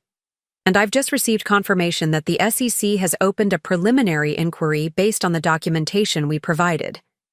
They're moving cautiously given the Wilson Group's prominence, but the evidence of forged authorizations was compelling enough to warrant investigation. This was significant. Regulatory involvement raised the stakes considerably for the Wilsons. While it increased the pressure on them, it also potentially reduced the likelihood of an amicable resolution. Once regulators became involved, certain paths forward closed permanently, just as Robert had warned. What about Andrew's deadline? I asked. End of business today. What should we expect? Mark's tone remained measured. Most likely, they'll file for an emergency restraining order to prevent further client communications from Evergreen regarding Wilson Group. They may also initiate civil proceedings alleging business defamation, breach of confidentiality agreements, or interference with business relationships. All predictable, I said, and defensible given our evidence. Defensible, yes, but still requiring response and resources. My team is prepared for each scenario. We've also taken the precaution of preparing counterfilings alleging fraud, corporate theft, and breach of fiduciary duty that can be submitted immediately if they initiate legal action. After finishing with Mark, I joined a conference call with our crisis communications consultant, a former financial journalist who specialized in helping firms navigate reputational challenges. She had been monitoring media coverage and industry chatter since Saturday. The story is starting to gain traction in financial circles, she reported. Nothing mainstream yet, but the Portland Business Journal is preparing a piece, and several industry blogs have mentioned unusual activities at Wilson Group. The family's connections have likely suppressed some coverage, but they can't contain it entirely. What's our best approach? I asked. Maintain the narrative of protecting client interests and financial integrity. Position Evergreen as the responsible party that identified and addressed improper activities. Avoid direct accusations that could appear vindictive or personal. Let the facts and documentation speak for themselves. Her advice aligned with my instincts. This wasn't about my failed marriage or personal grievances against the Wilsons. It was about upholding financial ethics and protecting what I had built from improper appropriation. Keeping that focus would serve us best in both the industry and regulatory arenas. At 10:15 a.m., Taylor knocked on my office door.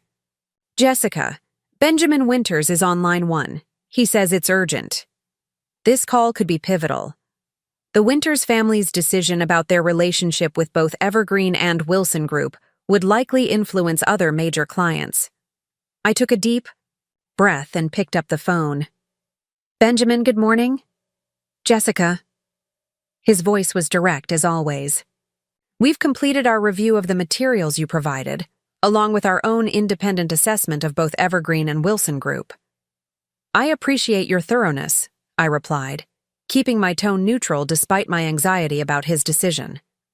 Given what we've found, we've made 2 decisions. First, we're moving our family's accounts from Wilson Group, effective immediately. The concentration risks and leveraged positions we identified in their portfolio management approach are inconsistent with our conservative investment philosophy. This was significant. The Winters family had been with Wilson Group for over 40 years. Their departure would send shockwaves through Portland's financial community. Second, Benjamin continued, We'd like to transfer those accounts to Evergreen. Financial, subject to a detailed review of your investment approach for our specific needs. Catherine was impressed with your transparent handling of this situation and believes your firm's analytical methods align better with our current objectives. I had hoped for the Winters family to at least maintain confidence in Evergreen, but this exceeded my expectations. Their complete exit from Wilson Group and potential transfer to Evergreen represented not just a vote of confidence but a substantial business opportunity. "We'd be honored to work with your family, Benjamin," I replied, "and I appreciate your trust during this challenging period." "Trust is earned through actions, not words," he said. "Your response to discovering improprieties demonstrated integrity. That matters more to us than decades of social connections. Catherine will contact your team this afternoon to begin the transition process." After the call ended, I sat quietly, for a moment, processing the implications. The Winters family's decision would almost certainly trigger responses from other Wilson Group clients. If similar high-net-worth families followed their lead, it could accelerate the very liquidity crisis that Robert had feared. I needed to decide whether this development changed my calculus regarding Robert's partnership proposal. On one hand, Evergreen's position was strengthening by the hour. The vindication of having a prominent family like the Winters choose us over Wilson Group would enhance our reputation and potentially bring significant new business. Fighting from a position of increasing strength was tempting. On the other hand, a partnership that prevented the complete collapse of Wilson Group might still serve the broader financial ecosystem better than a messy public implosion. And despite everything that had happened, I couldn't ignore the potential. Collateral damage to innocent employees and clients if Wilson Group failed spectacularly. Before I could reach any conclusion, Taylor appeared at my door again. "Patricia Wilson is in reception," she announced, her expression suggesting she was as surprised by this visit as I was. "She's insisting on seeing you immediately." Patricia's appearance was unexpected. After our confrontation on Saturday, I had assumed any further Wilson family approaches would come through Andrew or their attorneys. For Patricia to come personally, especially without an appointment, suggested either desperation or a significant new development. "Have security escort her to the small conference room," I instructed, "and ask Alicia to join us." 5 minutes. Later, I entered the conference room to find Patricia Wilson sitting rigidly at the table, her Hermes handbag placed precisely before her, her expression betraying none of the anxiety that must have brought her to Evergreen's offices unannounced. "Patricia, this is unexpected," I said, taking a seat across from her with Alicia beside me. "I thought we had concluded our discussions on Saturday." "Circumstances have evolved," she replied, her voice controlled as always. "The Winters family has informed us of their decision to terminate their relationship with Wilson Group." So, that was it. The Winters had already notified them. "I'm aware of their decision," I acknowledged, "though I'm surprised they communicated it to you so quickly." "Benjamin Winters and Robert have been friends for 40 years, Patricia said, a hint of bitterness entering her tone. "He had the courtesy to call personally rather than having his staff deliver the news." I waited, sensing there was more to this visit than simply confirming information I already knew. "You've won this round, Jessica," Patricia continued after a moment. "I'm here to discuss terms for a ceasefire before this conflict destroys both companies and damages the broader financial community." "I'm listening," I replied, keeping my expression neutral despite my surprise at her apparent capitulation. Patricia reached into her handbag and withdrew a document folder. "Robert has convinced me that a negotiated resolution is preferable to continued public conflict. These are the terms we're prepared to accept." She slid the folder across the table. I opened it to find a typed proposal outlining conditions remarkably similar to those I had stated to Robert the previous day. Complete reversal of all unauthorized transfers, formal acknowledgement of wrongdoing, financial restitution for damages, to Evergreen, and a framework for limited, transparent collaboration moving forward. "This represents a significant shift from your position on Saturday," I observed, scanning the document carefully for hidden traps or qualifications. Saturday, I was operating with incomplete information, Patricia admitted, her composure cracking. Slightly. I wasn't fully aware of Andrew and Daniel's actions regarding Evergreen, nor of the extent of Wilson Group's financial challenges. This admission surprised me. Had Robert kept Patricia in the dark about the company's true financial position? Or was this another tactical approach, positioning Patricia as an innocent party in what had occurred? Robert shared everything with me last night, she continued, answering my unspoken question, including his health situation and the unauthorized actions our sons took. What they did was— She hesitated, seemingly struggling to acknowledge the reality. Wrong. Legally and ethically wrong. Coming from Patricia Wilson, who had spent years subtly undermining my professional standing and treating Evergreen as an amusing side project rather than a serious financial enterprise, this acknowledgement was astonishing. Why the change of heart? I asked directly. 2 days ago, you were defending their actions as standard business practice and suggesting I was being vindictive. Patricia's perfectly manicured hands clasped tightly on the table. Because I've seen the financial reports Robert had been keeping from me. Because 3 more major clients called this morning after hearing about the Winters family's decision. Because the SEC has contacted our compliance department requesting extensive documentation. She paused, meeting my eyes directly. And because despite what you may think of me, Jessica, I do care about the legacy my family has built over generations. I don't want it destroyed by my son's poor judgment. Her candor seemed genuine, which made this conversation all the more surreal. For years, Patricia had been the primary architect of my exclusion from the Wilson inner circle, maintaining a facade of acceptance while never truly recognizing me as an equal. Now she was sitting in my office, acknowledging wrongdoing and essentially asking for terms. The proposal mentions an acknowledgement of wrongdoing from Andrew and Daniel, I noted. Do they support this offer? A flicker of discomfort crossed Patricia's face. Daniel has recognized the severity of the situation and agreed to these terms. Andrew is still processing the implications. Meaning he doesn't agree, I translated. He believes there's still a path to victory through legal channels, Patricia admitted. Robert and I disagree. The evidence you've assembled is too substantial, and the potential damage from prolonged public conflict too severe. This internal division within the Wilson family was interesting and potentially valuable information. If Andrew was operating against his parents' wishes, it could further isolate him and weaken the Wilson Group's unified front. I appreciate your directness, Patricia, I said after studying the proposal further. And I'm willing to consider these terms as a starting point for discussion. However, I'll need to review this with my legal counsel before providing a formal response. Of course, she replied. We've authorized our attorneys to begin preparing the necessary documentation for the transfers and acknowledgments outlined. In the proposal, they can work directly with your legal team on the details. As our meeting concluded, Patricia rose to leave, but paused before reaching the door. Jessica, I know my words likely carry little weight given our history, but for whatever it's worth, I'm sorry. Not just for what Andrew and Daniel attempted to do to your company, but for my own role in making you feel less than fully accepted within our family.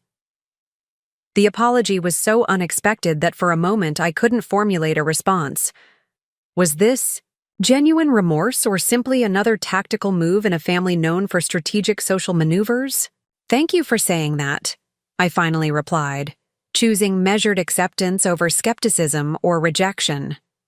It means something to hear it, even under these circumstances.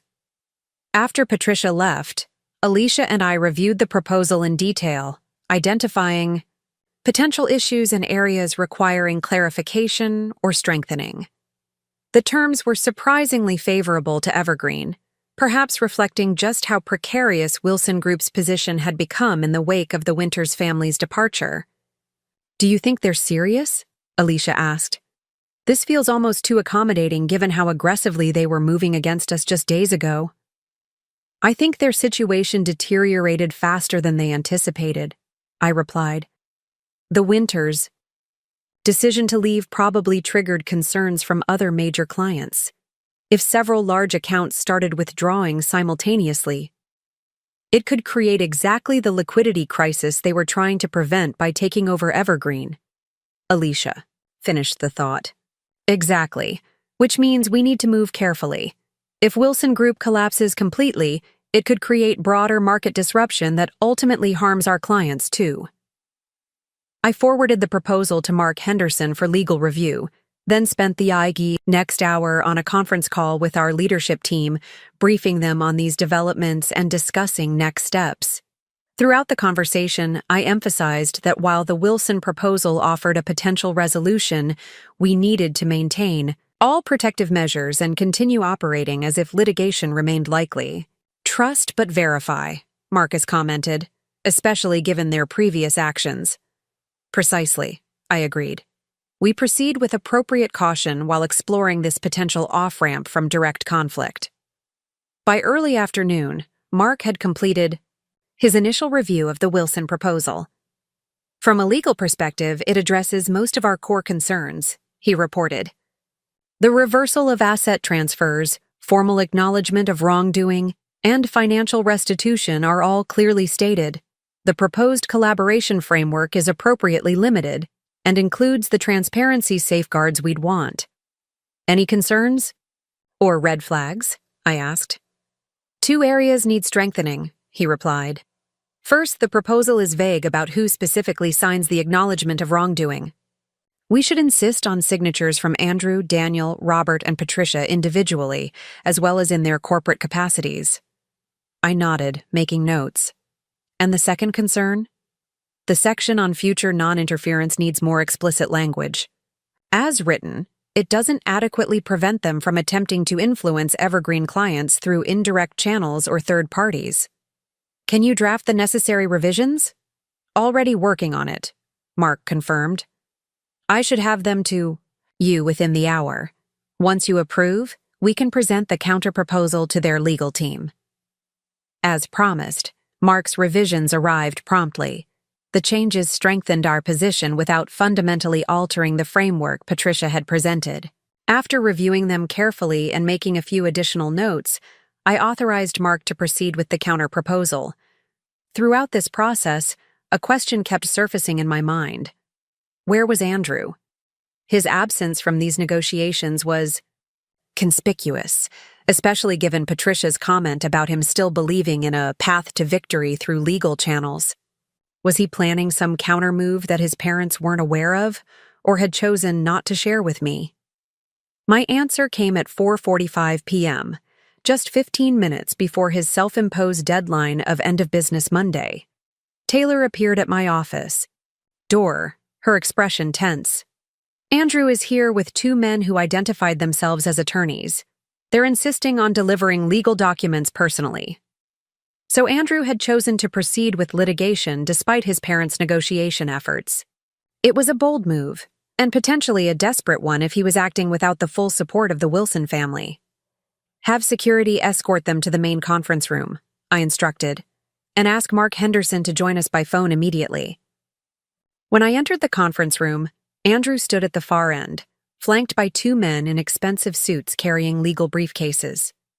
His appearance had deteriorated further since our Saturday meeting, his normally immaculate appearance now showing clear signs of strain. Dark circles shadowed his eyes, his suit was rumpled, and he had missed a spot shaving. Jessica, he began, his tone artificially formal. These are Howard Levinson and James Park from Levinson, Park & Associates. They're here to serve you with legal notices regarding your actions against Wilson Investment Group. I nodded acknowledgement to the attorneys, but addressed Andrew directly. Interesting timing, considering I've just concluded discussions with your mother about a negotiated resolution to this situation. Andrew's expression flickered with surprise, then hardened. Whatever discussions you may have had with my mother are irrelevant. She doesn't speak for Wilson Investment Group in legal matters. Really? I was under the impression that Robert Wilson, as chairman and CEO, had authorized those discussions, and the proposal your mother delivered. One of the attorneys, Levinson, I presumed from his older appearance, glanced at Andrew with a hint of confusion. Mr. Wilson, you indicated your firm's leadership was unified in pursuing these legal remedies. They are, Andrew insisted quickly. My parents are exploring alternative approaches as a contingency, but the official position of Wilson Investment Group is represented in these filings. The situation was becoming clear. Andrew was proceeding with litigation without full family support or possibly even against direct instructions from his parents. It was a reckless move that suggested either desperation or a significant break within the Wilson hierarchy. In any case, Andrew continued, nodding to the attorneys, we're here to serve notice of legal action for corporate defamation, breach of confidentiality, interference with business relationships, and misappropriation of proprietary information. Levinson opened his briefcase and removed a thick document folder. Ms. Wilson, these papers outline the complaints being filed against you personally and Evergreen Financial as a corporate entity. They include a request for emergency injunctive relief to cease all communications regarding Wilson Investment, group to clients or other third parties. I didn't take the offered documents. I'll have my attorney accept service. He should be joining us momentarily. On cue, the conference room phone rang. I activated the speaker. Mark, I have Andrew Wilson here with attorneys Howard Levinson and James Park. They're attempting to serve legal notices against me and Evergreen. Good afternoon, gentlemen. Mark's voice came clearly through the speaker. I'll accept service. On behalf of Ms. Wilson and Evergreen Financial. However, before proceeding, I should inform you that we have just received written confirmation from Robert Wilson, as chairman and CEO of Wilson Investment Group, authorizing a negotiated settlement along the lines proposed earlier today. This communication explicitly directs all Wilson Group representatives to cease litigation activities pending completion of these negotiations. Andrew's face drained of color. That's not possible. My father wouldn't. I've forwarded the communication to your email, Mr. Levinson, Mark continued. I suggest you review it with your client before proceeding with any filings that might contradict the express directions of Wilson Group's chief executive. Levinson and Park exchanged uncomfortable glances before the older attorney removed his phone to check his email. After a moment of scrolling, his expression became troubled. Mr. Wilson, there does appear to be an email from your father to Wilson Group's general counsel explicitly directing a halt to all litigation against Ms. Wilson and Evergreen pending settlement negotiations. It's copied to several board members. Andrew snatched the phone, reading the email with increasing agitation. This isn't, he can't. He stopped, visibly struggling to maintain composure. I need to speak with my father immediately. This has to be a misunderstanding. While you sort out your internal communications, I'll accept those documents, Mark said through the speaker. Although I should note that filing them against the express direction of your client's CEO could potentially create ethical issues for your firm. This was clearly not how Andrew had expected this confrontation to unfold. He had arrived believing he held the power to intimidate me with legal threats, only to discover his own authority had been undermined by his parents' parallel actions. We'll need to confer with our client regarding these developments, Levinson stated professionally, returning the documents to his briefcase. Given the apparent conflict in direction from Wilson Group leadership, we'll postpone any filings until the situation is clarified. Andrew's expression had transformed from confident aggression to barely contained fury. This isn't over, Jessica, he said, his voice low. My parents are making a mistake. There won't be any settlement. That's not your decision to make anymore, is it? I replied calmly. But I'm curious. What did you think would happen today? Did you genuinely believe legal threats would make me return Evergreen to your control after discovering what you tried to do? What I did was protect a family legacy from your inexperience and limited vision. Andrew snapped, his composure finally breaking. Evergreen would have thrived under proper Wilson management, instead of remaining the boutique operation you've insisted on maintaining. His condescension even now was astounding. Despite overwhelming evidence that his actions had been both illegal and ethically indefensible, Andrew still believed himself justified, still saw me as somehow inadequate despite building a successful financial consultancy that his family had tried to appropriate precisely because of its value. "I think we're done here," I said, standing. "Your attorneys seem to understand the situation better than you do. I suggest you speak with your parents about next steps."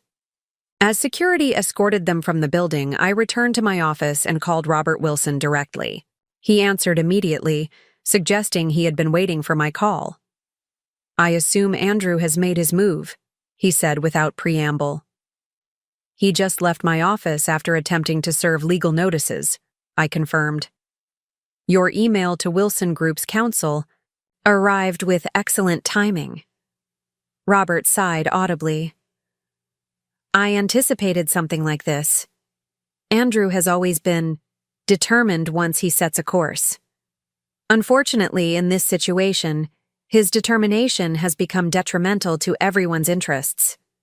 He seems to believe he's acting to protect Wilson Group, despite your directives to the contrary. What Andrew fails to understand is that the landscape has shifted," Robert replied.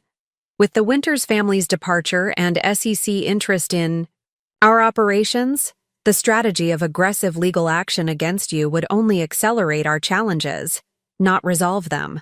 Does this mean you're fully committed to the negotiated resolution Patricia presented today?" "I am," Robert affirmed. "And so is Patricia, despite her initial reluctance. The board has been briefed on the situation and supports this approach. As well, Andrew is effectively isolated in his opposition."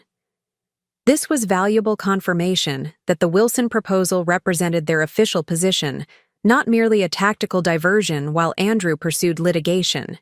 It strengthened my confidence in proceeding with settlement negotiations rather than preparing for extended legal conflict. "What about Daniel?" I asked, noting the absence of the other Wilson son from these discussions. "Daniel recognizes the severity of the situation he helped create," Robert said. "He'll sign the acknowledgement of wrongdoing and accept whatever professional consequences follow. Unlike Andrew, he prioritizes the survival of Wilson Group over his pride." After concluding my call with Robert, I updated Mark on the conversation and confirmed we should proceed with our counterproposal. The day's developments had shifted the dynamic significantly in our favor. What had begun as a desperate fight to save my company from theft had transformed into a negotiation where Evergreen held the stronger position. As evening fell, I found myself alone in my office, reflecting on the remarkable series of events that had brought me to this point. Just 4 days earlier, I had been in Napa Valley, discovering the audit trail that revealed my husband's betrayal. Now I was negotiating the terms of a settlement that would not only preserve Evergreen's independence, but potentially reshape the financial landscape of our region. The Wilson family that had once seemed so impenetrable, so untouchable in their generational wealth and influence, had been revealed as vulnerable, not just financially but in the fault lines that ran through their relationships with each other. Patricia's apology, Robert's health challenges, the brothers' divergent responses to crisis, all painted a picture of a family facade cracking under pressure. And through it all, I had discovered strengths in myself I hadn't fully recognized before. Resilience in the face of betrayal, strategic thinking under extreme pressure, and the ability to stand firm when everything familiar was falling away. The Jessica who had once sought the Wilsons' approval now understood she had never needed it. My phone buzzed with a text from Sam. "Just saw the news about Winters leaving Wilson Group. Sounds like you're winning. Dinner to celebrate?" I smiled at her characteristic directness. "Not quite victory yet," I texted back. "But definitely progress. Rain check on dinner? Still work to do tonight."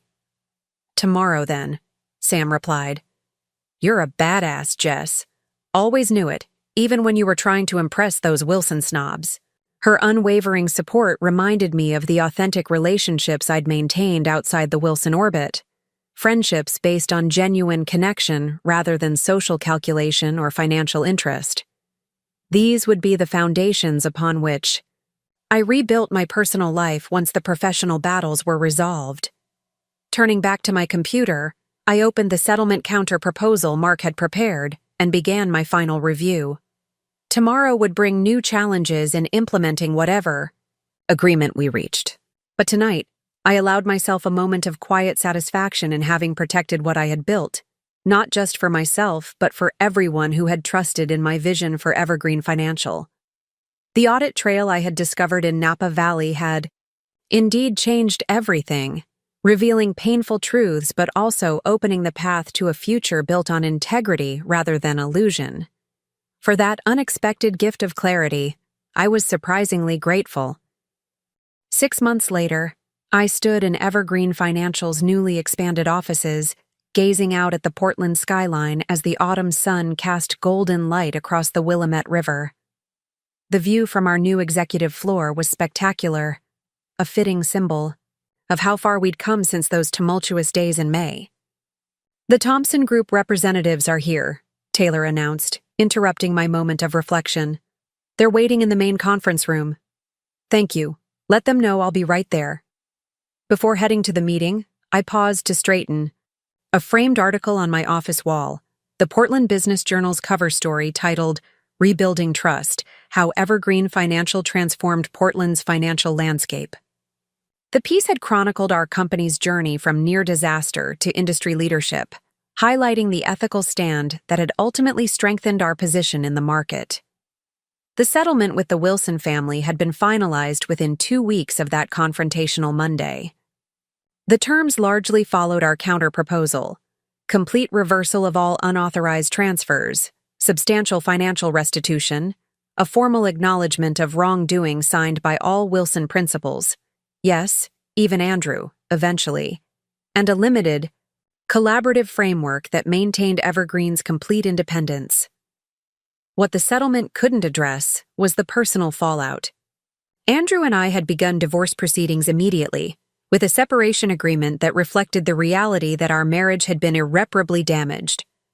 The process was surprisingly civil, perhaps because Andrew had finally recognized the futility of further conflict, or perhaps because the public humiliation of what had transpired had diminished his characteristic combativeness.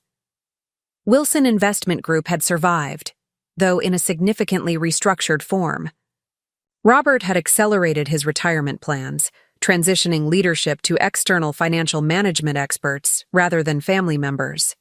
Daniel had stepped away from direct client management, taking a reduced role focused on internal operations. And most surprisingly, Patricia had emerged as a stabilizing public face for the firm, drawing on her social connections to rebuild client trust. As for Andrew, he had left Portland entirely.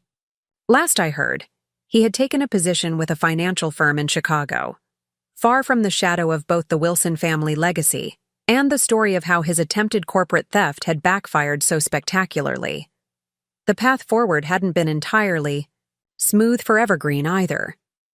The industry scrutiny that followed the public revelation of what had occurred created challenges of its own. Some potential clients were hesitant to engage with a firm that had been at the center of such controversy.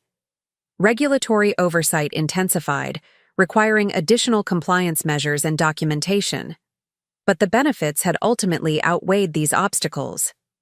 Evergreen's reputation for ethical integrity had attracted clients who valued transparency and independent financial advice.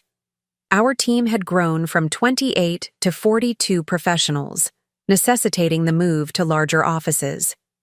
And most significantly, the crisis had clarified our corporate identity and values in ways that marketing consultants could spend years trying to achieve.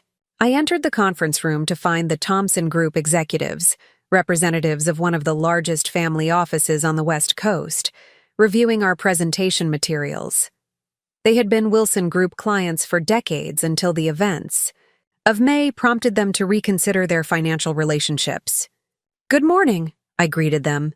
Thank you for making time to explore how Evergreen might serve your family's needs. The meeting progressed smoothly through our tailored presentation. When we reached the section on corporate governance and client protections, James Thompson, the family patriarch, raised his hand. Jessica, let's address the elephant in the room. Your company's history with Wilson Group is well known. What specific changes have you implemented to ensure something similar could never happen to Evergreen, and by extension, to your client's assets? It was a fair question, one we had anticipated and prepared for thoroughly. 3 specific structural changes, I replied. First, we've implemented a distributed authorization system that prevents any single individual, including me, from making significant changes to client account structures without multiple independent approvals. Second, we've established a client governance committee that includes external fiduciary experts who review all major operational decisions. And third, we've created complete transparency in our audit trail systems, allowing clients real-time visibility into any transactions affecting their accounts. I continued. But beyond these technical safeguards, there's something more fundamental. Our experience has transformed how we approach client relationships entirely. We understand viscerally that trust must be continuously earned through actions, not just promised through words. James nodded, satisfied with the response. Experience can be the most expensive but effective teacher. As the meeting concluded, and the Thompson team departed with promises of further discussions, Alicia joined me in gathering our materials. That went well, she observed. James seemed particularly engaged during the portfolio strategy discussion. I think we have a good chance with them, I agreed. Their investment philosophy aligns closely with our approach. We walked together toward my office, discussing the day's remaining agenda. Alicia had been promoted to Chief Operating Officer in our company restructuring, recognition of both her loyalty during the crisis and her exceptional management capabilities. By the way, she said, pausing at my door, Sam called earlier. She wanted to confirm dinner tonight at Luciana's. I smiled at the mention. Sam had been relentless in ensuring I maintained some semblance of personal life during the intensive rebuilding period. Tonight's dinner was to celebrate the finalization of my divorce, not with sadness, but as marking the definitive close of that chapter. Tell her I'm looking forward to it, I replied, and that she better not have arranged any surprise blind dates this time. Alicia laughed. No promises. She seemed suspiciously enthusiastic. After she left, I returned to my desk to find an envelope that hadn't been there earlier. Inside was a handwritten note on Wilson Group stationery. Jessica, I've been meaning to write for some time. Robert's condition has worsened faster than expected and will be moving to Arizona next month, to be near specialized care facilities. Before leaving Portland, I wanted to acknowledge something important. What you built with Evergreen deserved respect, not appropriation. The strength you showed in defending it deserved admiration, not opposition. I regret that it took such extreme circumstances for me to recognize these truths. Our family has paid a significant price for the actions taken against you and your company, but perhaps that price has purchased wisdom we sorely needed. Daniel has finally found purpose in rebuilding our firm's ethical foundations. Robert has made peace with a legacy that will continue differently than he imagined. And I have learned belatedly to value character above status. I don't expect forgiveness or renewed connection. Some bridges, once burned, cannot be rebuilt. But I did want you to know that your example has changed more than just Portland's financial landscape. Wishing you continued success, Patricia Wilson. I read the note twice, surprised by Patricia's candor. There had been no communication between us since the settlement was finalized, and I had assumed there never would be. This unexpected reflection prompted my own. The past 6 months had been focused almost exclusively on professional rebuilding, strengthening Evergreen, serving our clients, implementing new safeguards. The personal dimensions of what had occurred had been largely set aside, compartmentalized, as I concentrated on the business challenges at hand. Patricia's note served as a reminder that beneath the corporate conflict had been personal relationships, however flawed. A marriage that had begun with genuine hope. A family I had tried to join, despite never quite belonging. People whose lives had been permanently altered by the choices we had all made. I placed the note in my desk drawer rather than discarding it, not because I anticipated any renewed connection with the Wilsons, but because it represented an unexpected closing of the circle. Acknowledgement from the woman who had once deemed me fundamentally unsuitable that I had proven my worth in ways she hadn't anticipated.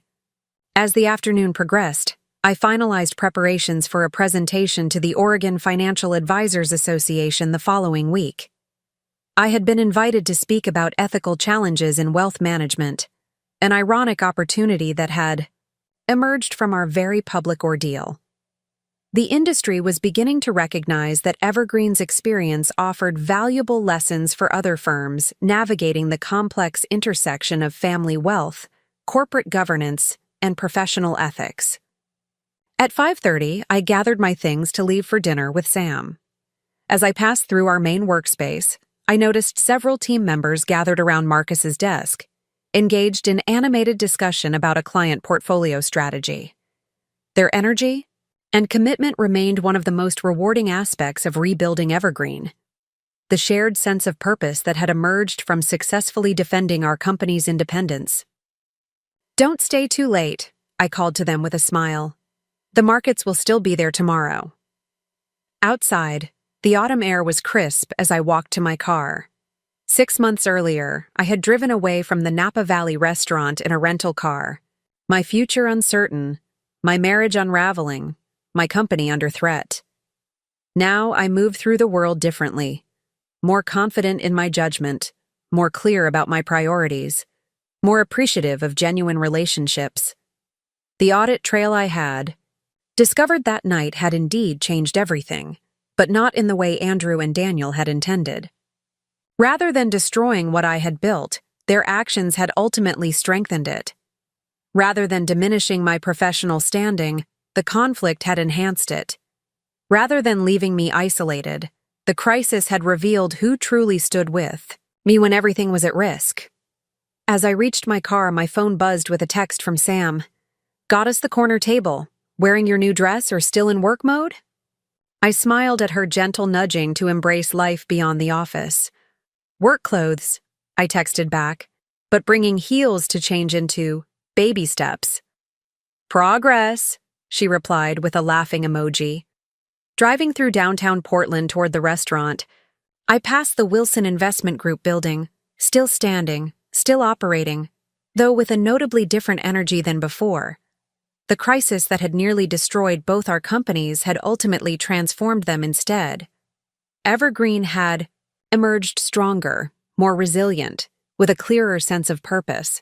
Wilson Group had been forced to reckon with fundamental flaws in its governance and culture, emerging humbled, but perhaps healthier.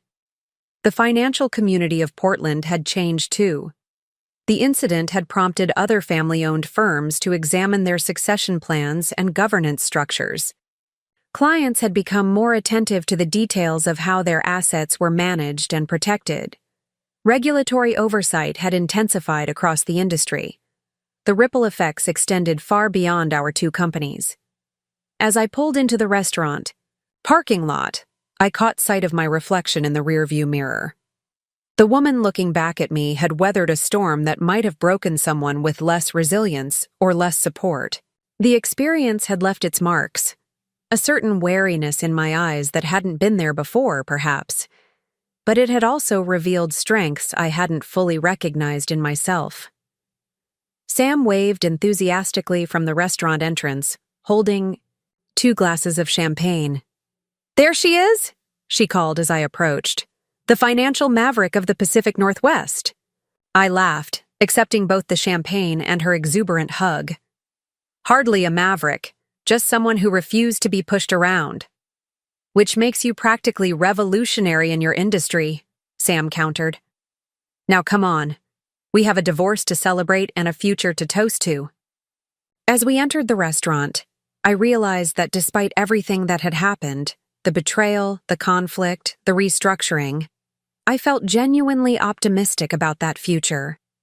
Not because the path forward was perfectly clear or without challenges, but because I now knew with certainty that I could navigate whatever came next. The audit trail that had exposed Andrew and Daniel's scheme had revealed more than just financial fraud. It had illuminated the true nature of relationships I had invested in, clarified values I would not compromise, and ultimately showed me the power of standing firmly in my own truth. That was worth raising a glass to, not the ending of my marriage. Or the victory over the Wilsons, but the beginning of a new chapter written entirely on my own terms. Up next, you've got 2 more standout stories right on your screen. If this one hit the mark, you won't want to pass these up. Just click and check them out.